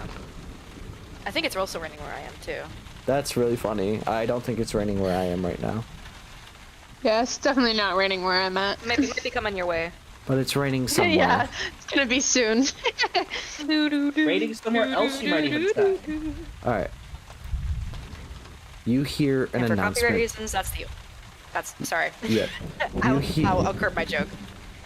you hear an announcement play over the radio. We hate to disturb your local radio station tonight, but we need to make an important announcement. An inmate at the local asylum has escaped. He's at large and is considered dangerous. He should be considered armed at all times. Please find safety and shelter while the authorities handle the situation. I repeat, he is considered to be armed and dangerous.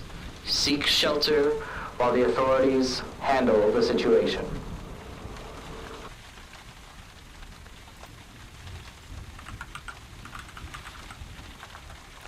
And the music and the music continues.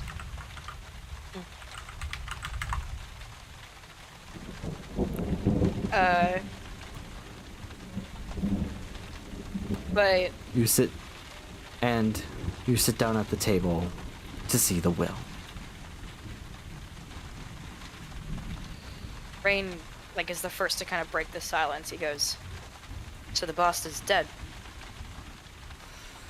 I am afraid that you have all been quite deceived tonight. 3 weeks ago, Master Franklin J McDowell passed away. Not in his sleep, but murdered viciously. We do not know what did it, or who. But it was his wish to invite you all here. And in his will, he's left something for each of you. He starts with Evelyn. For Evelyn, the cheery brightness in my day. At those words, you see the platinum blonde lady, like, grow a sharp sneer across her face, almost jealous. You have my full permission to have the exclusive copyright to my autobiography. And, as it was not published, turn it into a biography. With that, you should also receive a large stipend fund in order to help you achieve this goal. Evelyn looks at this book that is handed to her. A kind of journal kept by this man of his entire life. And she, for once, is quiet.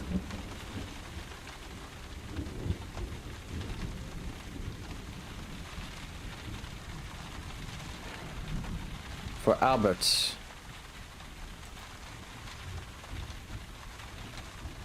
you were the only good charity that I've ever donated to. Not just donated, but helped raise into a smart young man. I am proud of what you have become, and I hope that this will leave you with a better feeling. And you receive a small silver pocket watch with the McDowell crest on it.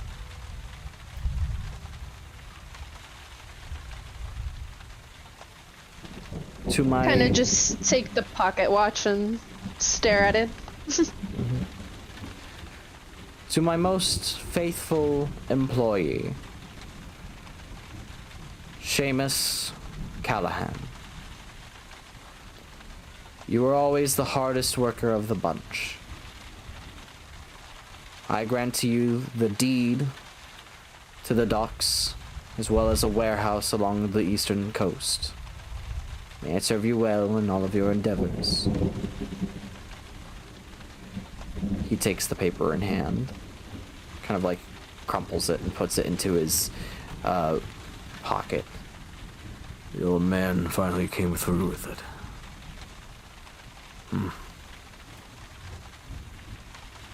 I guess it was worth the wait.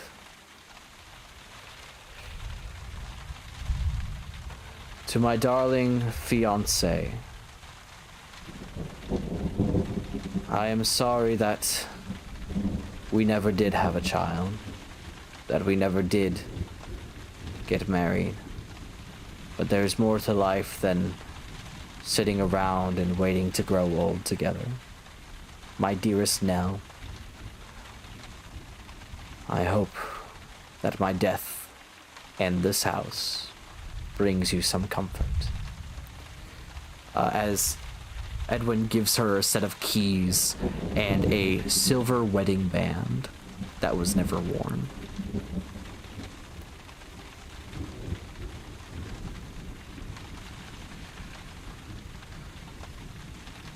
For my dear friend and associate, Professor Agnes, I grant you this relic I discovered along one of my adventures. Unfortunately, you were not there to witness its unveiling, but I know you would have loved to have seen it, and I leave it to you now. He hands you a dagger wrapped in this kind of oiled cloth. Strange script lines the blade, as it kind of looks like it was used for some ritual. The edges have all been dulled, and it seems not much more than a prop, but its historical value and mystical appearance makes it worth a pretty penny. To Father O'Rourke, you helped me see the light and the error in my ways. You saved my soul and preserved me a spot forever in the gates of heaven. And I thank you. To you, I leave a large sum of my wealth to go to the church, as well as a silver crucifix that I acquired during one of my many expeditions. You all see as he's gifted this quite large silver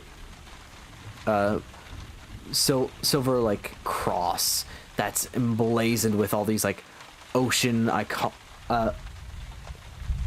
this sort of ocean iconography that seems weird to have on a cross like this. To my research partner, Dr. Margaret Bell, I leave to you some of my samples that I uncovered along the coasts. Please use them to your best findings. I'm not sure what you will do with these, but Edwin, like, pulls out a handkerchief before pulling out these, like, vials of, like, formaldehyde with floating, you almost want to say, eyes inside of them. It's a strange, very strange looking creature preserved in this, like, test tube, as he hands them with disgust to Dr. Bell.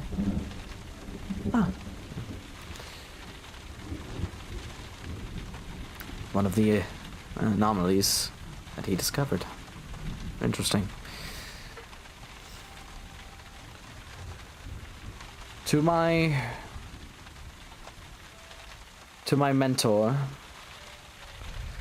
Professor Harold Whitcomb, you lended me your library. Now let me lend you mine. All my books within my manor are yours to keep.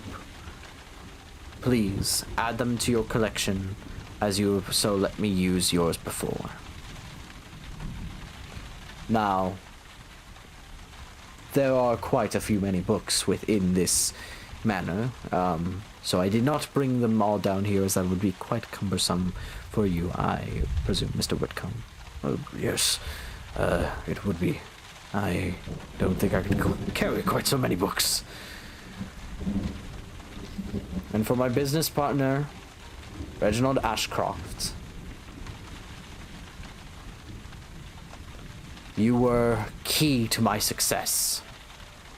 Now, let me grant you this one. And he's given a small pocket watch. Reginald opens it, and inside you all see a small key. He closes it up, pockets it into his coat. What fuck? What the fuck? Sorry, something fell, and it shouldn't have. You need to go check it out. You good? No, there's just ghosts in my apartment. Kidding. To Cthulhu is Helen. pleased with the campaign. To Helen, my wisest engineer. I leave to you this tool case. Compact and carry size to no longer be so cumbersome, but fine and strong enough to work on any machine you may find. May it be of use to you. You see that in this toolkit, there's also some of the blueprints from the machines that you worked on. You had no idea what these are for, and you have no idea what these are for now. And last, but not least, the closest thing I could call a son, Rain. I'm sorry for having left you 6 years ago, but I needed to focus on my research. And, well, I know I have some unfinished debts, but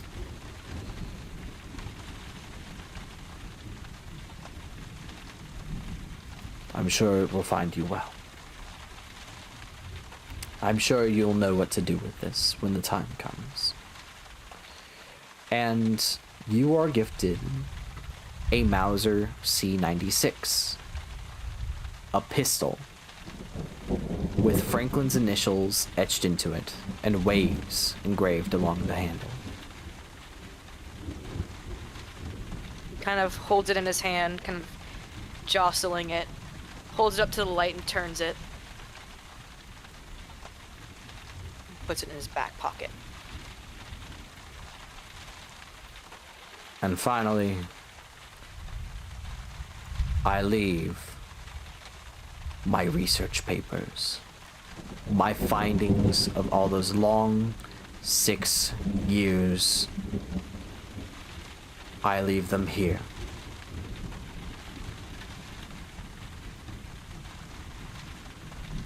To Dr. Margaret Bell. Please keep them secret from everyone else besides the ones in this room, and keep it safe. And as Margaret begins to look through the journal gifted to her, you all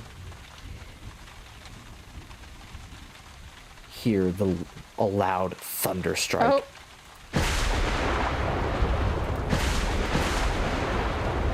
As the power suddenly goes out.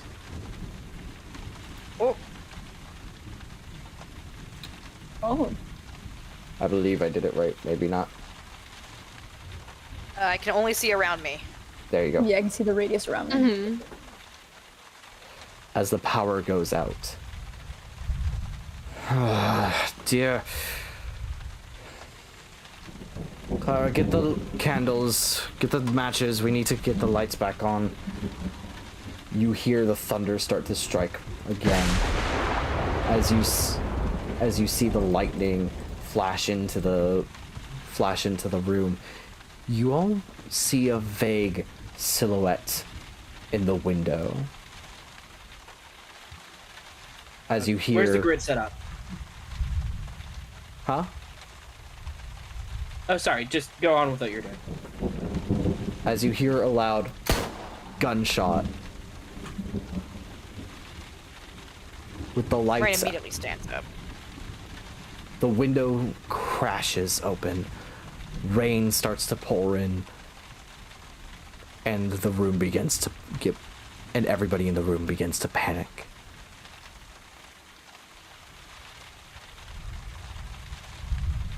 as the candles are lit, you see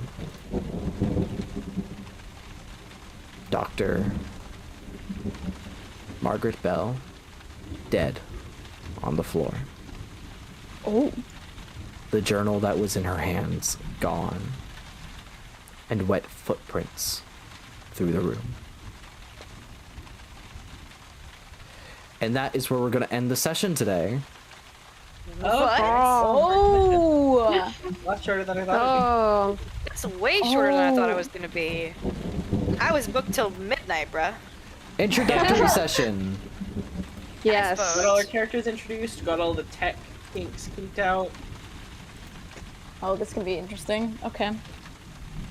Oh, I wanna keep playing. Yeah. I do want to keep playing. Wow, you've really sucked us all in. Yep. Yep. I had And so many that- questions. Is the cliffhanger that I get to leave you guys on. What do we think, chat? Oh, I so badly want to What do we know. think, Oh my chat? god. So like How are we Agnes was feeling? already like enthralled with the dagger she got in the will, like, and now when she heard that those letters, those journals went to Margaret, she was almost jealous of that. And now that the journal's gone, oh my god, I wanna keep playing so bad. Well, I feel like I should also note. Oh, I completely forgot what I was gonna say. Oh, Oh. damn. Oh yeah, stream schedule coming up. I see listed we have like DM like creation streams going on Thursdays. Yes. Want to elaborate on those? So, basically every Thursday I'm going to be doing, this is going to be my little like prep session where I do artwork and like talk about my methods of like preparing and like what I do as a DM. So if you don't want spoilers and if you are a player, I don't join. But if you are interested to see, Not the, allowed.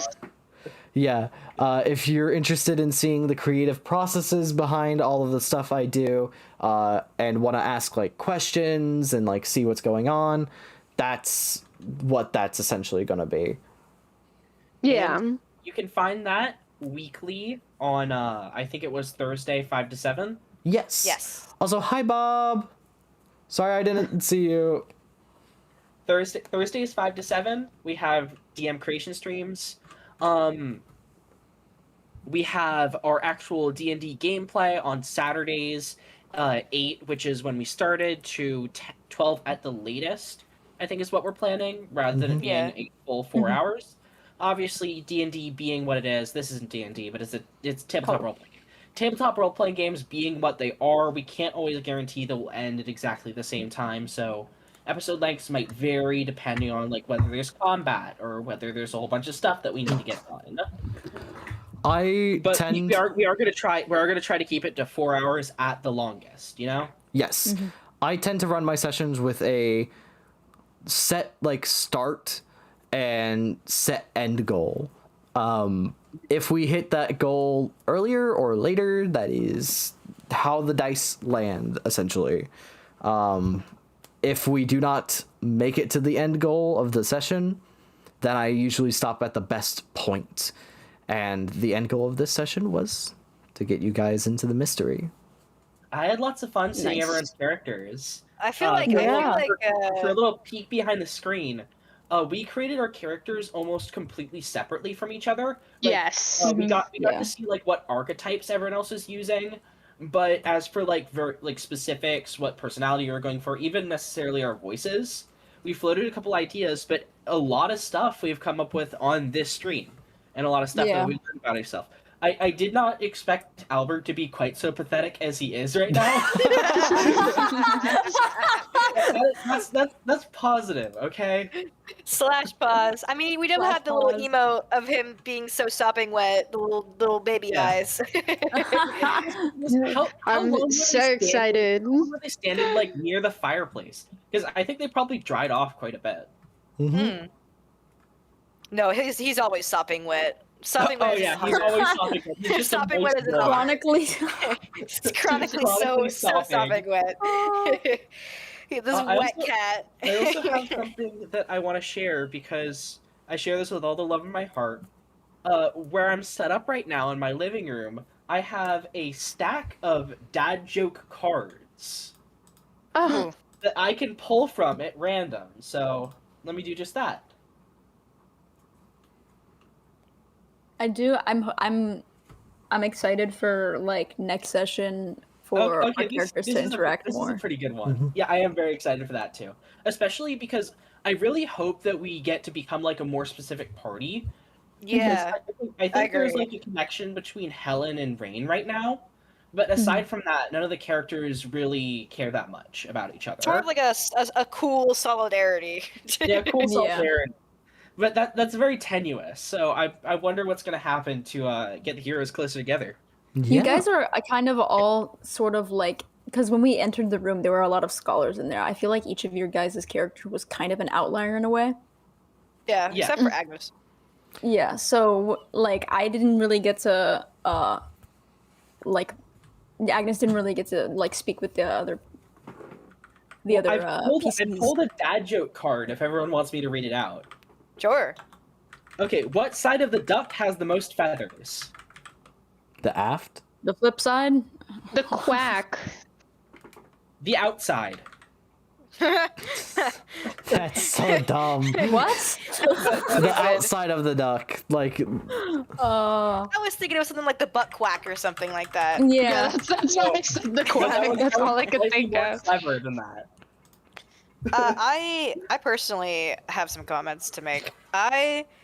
First of all, in terms of like aesthetic and like immersion, spot on, Gav. Like, Oh, could yeah. not have been better Yeah, in that it's aspect. really So, nice. like, your hard work paid off. There were some bumps in the road, but we figured them out. Yeah, there's Yes. some weird grammar as well. Yeah. yes. Which I is think which is kind of necessary when you're improving things, but it is Yeah. something to work on and something to get better at. Yeah. Yeah. Yeah, go ahead, Gav. I mean, yeah, improv. Nothing's ever gonna be like fucking perfect. You gotta Yeah. take classes for it if you want to get better. It's I- something you I- gotta do. I also tend to stutter a lot, so like, yeah, I can work on some things, but because we're Yeah, at the end of the I- session, it is time for improvement checks. Because you guys Oh, did yeah. succeed on skills. Oh, I did want to say I had a couple comments to make. Yeah. I was kind of waiting until the conversation sort of died down, but I think Rain is at like a stark disadvantage when it comes to this, like, when it comes to like this murder mystery, because he was literally given a fucking gun. Very easy to just be like, bitch wanted to test out his new gun, arrest him. And To pull and, back like- the curtain, a little bit, my only social skill is intimidate. I have some in charm. I have most in charm and then intimidation. Yeah. But improvement checks. Who Yes. really succeeded? I succeeded on a drive check at the very start, and I think a listen check as well. Mm-hmm. I think I succeeded on 2 psychology checks. I don't think I Yes. succeeded on a single check. I think I just succeeded on the drive check. All right. Okay. So, So if then- you mind if I roll first for improvement? Yeah, to explain how improvement checks work, basically at the end of every session of Call of Cthulhu, if you succeeded on any skill checks or saves or anything, you get to make an improvement check where you roll a D100, and if you get higher than your current stat, so say you have an 80 and you roll an 85, you get to roll a D10 and add it to your sorry, is it a D10 or a D4? It's a D10. Yeah. D10, I'm sure. You get to roll a D10 and add it to your score. This is what is how you improve your characters instead of leveling up as in 5e. Because there are And no I think levels you in this can- system. I think you can choose a maximum of 3 to improve after every session. Yes. Yeah. So- I Oh, don't So it doesn't think have to be the same skill that you I- succeeded It with? doesn't have to be the same skill. Yeah, I don't think I passed any because I got a 26 on my drive check, and I think my highest is 20. So Okay. it's all you guys. So, I'll roll to improve my drive skill, which is 40 right now. That's a 98. That's definitely an improvement. Nice. Roll a d10. That's a 7. one of the worst. It's one of the worst rolls you can get in this game, It's though. one of the worst rolls you can get, except for improvement rolls, where big rolls are really good. So my drive goes from 40 to 47. Nice. Nice. You want to go next, Gamby? I actually also Yes. improve my listen, Oh, okay. My bad. or make an improvement roll. 30, which I think does actually improve my listen, because my listen's very low. Yeah, I think a 20 is the base. Okay, if 20 is the base, then I can just add that as is.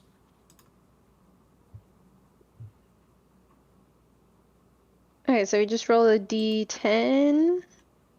You roll a d100 to see if you improve the stat at all. Yeah, and if you get higher than your Okay. current roll, then you roll a d10 and add that to your current score.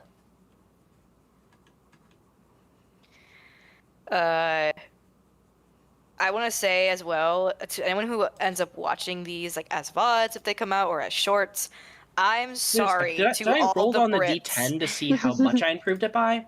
Listen, you were doing a better accent than me. I was like floating between nothing and No. Boston and transatlantic. Like I could not land on a specific No, it's one. okay. We're figuring shit out, but I want to apologize to the Brits specifically because I know I have British friends and I know they're gonna watch this because I'm gonna show them eventually, and I want to apologize. So I become a 'cause 23 and listen. I did not practice this accent at all.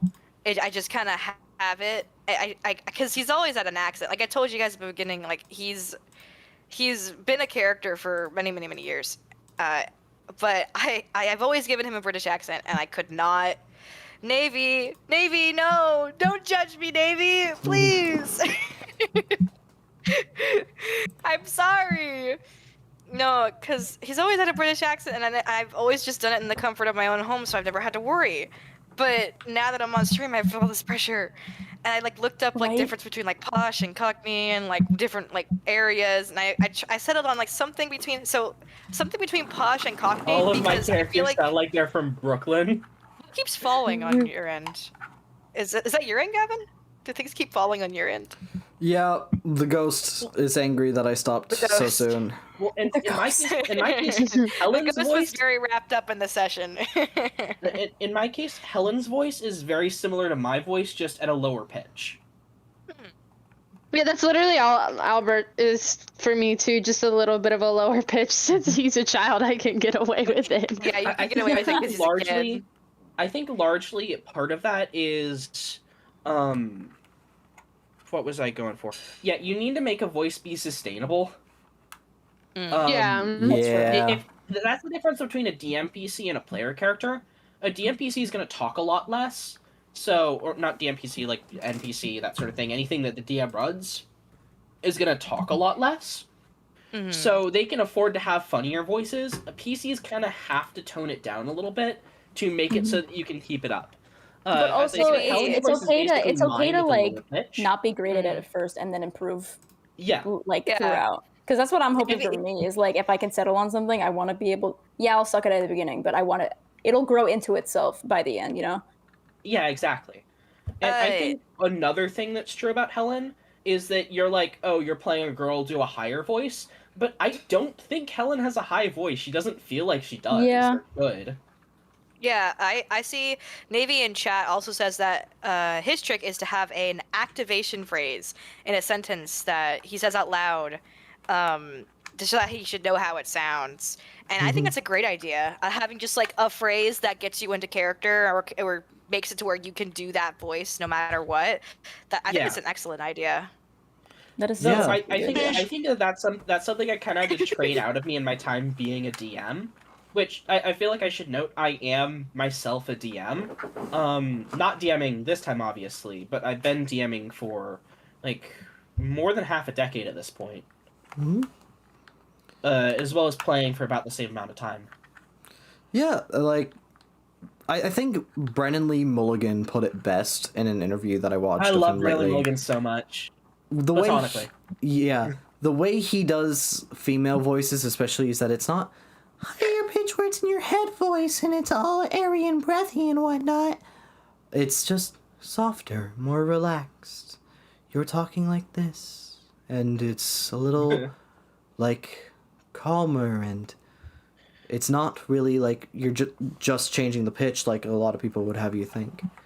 And then in terms of accents, like, yeah, having an activation phrase, like, I remember when I did an Irish accent for a character, I would do the Jacksepticeye, top of the morning to ya! And that would, like, get me, like, That ready was an to... utterly insane burst of energy, I hope you know.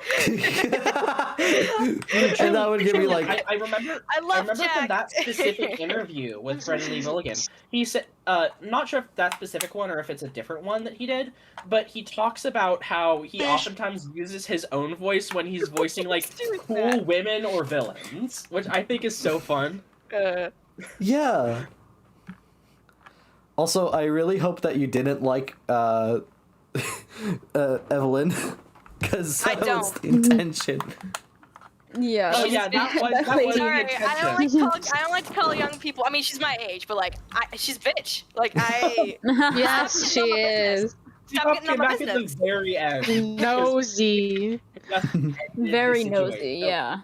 And the I'll have you guys know, like, Rain, like, does not like it when people tell him what to do about his body, or like wants to get information from him. Like, he is constantly thinks that people are doing things as a means to an end. Like, he's a criminal. that is kind of, he's a criminal. I don't think it was, if it wasn't obvious, he's a shifty guy. He's a criminal. You know, he's a criminal, and he's like kind of just learned not to talk about himself. Like, is pretty similar, but in kind of a different way. Because part of the inspiration for this character was sort of the Rosie the Riveter, like, basically in the wake of the First Great War, like a woman who gets to do like mechanics and engineering work and really enjoys it. That's part of the reason why I'm playing the character I do, because this is, like, I feel like an important part of this era is that people like this absolutely existed. Sad Skoma Milk says, tone, cadence, catchphrases usually helps as well. I played characters who have a slower speaking cadence, and others always had some catchphrase. That's actually not a bad idea. It's a good character quirk too, to give your character a catchphrase. I'm gonna write this down, Loki. It's true to note that, like, not everyone in real life, not many people even have catchphrases. Yeah. Still, this is fantasy, and like, I feel like you can get away with it if it's like a fantasy setting. Or, Well, like, it's creative Lovecraft setting. and noir, so two things which are very unreal in a lot of very distinct ways. I think if there's one genre where everyone should have a catchphrase, it's noir. Yeah. Because, that's like, fair. I think of, like, I know it's not noir, but, like, I think of detectives, and it's like, what's his fucking name? Not Gumbo. Detective Pikachu. No, not Detective Pikachu. I don't think that this fits exactly. I don't think that this fits exactly as a catchphrase. But Helen saying "Buy me a drink first" to Evelyn was very fun for me. Yes. So when yeah, that was literally the reference image. Yeah. That I So, gave for context, to Devin. Davies comparing Helen to Luis Madrigal from Encanto. Yes. When I designed everybody's characters, I was like, hey, do you guys have any references that you want me to use when I draw your characters? And I got, like, quite a good, like, selection of images, but when I asked Blue, they were like, yeah, so just imagine Louisa, but, like, in the 1920s, mixed with, like, Rosie the Riveter. I was like, okay, bet I can do that. Honestly, that's a pretty decent description. Yeah, like, you know, Yes. But that's what I got for this character. It took me a little bit to think of like a character that I really wanted to, because I wanted to get across someone who's like very, very strong, clearly very strong. And Luisa's one of the first things that popped in my head because I really like Encanto. My little sisters really like it too, so. Yeah. something I really appreciate about this party in particular is just the diversity among the cast. Like we have literally Yeah. people as old as Agnes. I'm not sure how old exactly she is, but She's, also like, as young as 52. Albert, like 52 to like 16, and then we also Yeah. have an even spread of gender, which makes me very happy because Yes, very my other much. campaign, Gavin, literally everyone could be considered a guy in some way. Like everyone, all of our characters are male. It's not bad. Like there are like certain like like Justice League and like where the cast is mainly male. It's fine, but I personally always like to have an even spread. I think it makes it more interesting. I also Yeah. think that having a diverse cast in a Lovecraft story is a really fun middle finger to Lovecraft. He would Yeah. be rolling in Yeah. his grave to know that there was a Very woman in much. his story. Fuck you. No, Oh, literally. it was a smart And woman a in the story strong that woman. does stuff. It needs to be noted, there's obviously some creative liberties that we have to take in making a story and letting everyone be like a character that they want to play. Because realistically, Yeah. at this time in the real world, Agnes would never have been able to teach at like Harvard. Yeah. Well, actually, I think in 1922, I believe is what I read, there was a female professor Oh, at really? Wheaton College I in completely did not know that. Massachusetts. Normally women were barred from professors. Yeah, normally, yeah, but I think in the 20s, I think they started being allowed to become professors at these colleges and universities. If I read it correctly. It's kind of funny that that you mentioned as far as diversity goes. 3/4 of this party are playing a character that is not their preferred gender. Yeah. And I think You that's a preferred really gender as fun in, like- thing to do. You mean the gender that they express themselves as? You say preferred Yeah, they gender, express and made me themselves think as. like this is the Yeah, like this is the sexuality. I was like, gender what? thing. Wait, what? I'm sorry. I know I worded that badly. I have No, had a you're very fine. long I day. just thought it was funny. No. Well- I mean, that's true. It's very true. Oh yeah. I think Anyway, I think the only person is Agnes is the only person who's playing the gender that they're presented with. Yes. Yes. but anyway, Uh, with that being said, and all of our stuff being Thank y'all done, for dropping thank you all by. for dropping Yes, by. thank you so much. All my Some friends who are here. This is so awesome sauce. I This just is so very awesome sauce. before we go, every Saturday we'll be streaming a session of Monsters in the Mist. Every Thursday from 5 o'clock to 7 o'clock, I'll be doing DM prep, and expect to see more campaigns in the future. I'm currently working on getting a cyberpunk campaign and a pirate-themed 5e campaign going. So yeah. And I don't really have the energy to work on it that much, but I'm also working on my own custom sort of steampunk magical school setting. So maybe Yes. I'll jump in the DM chair at one point, but I would love to be we'll a take player. that as it comes. Yeah. Yeah, Well, it'd thank be you all interesting to have you. Gavin as a player. Yeah. Thank you all you silly goobers for checking this out. Have a great night, and I will see you later.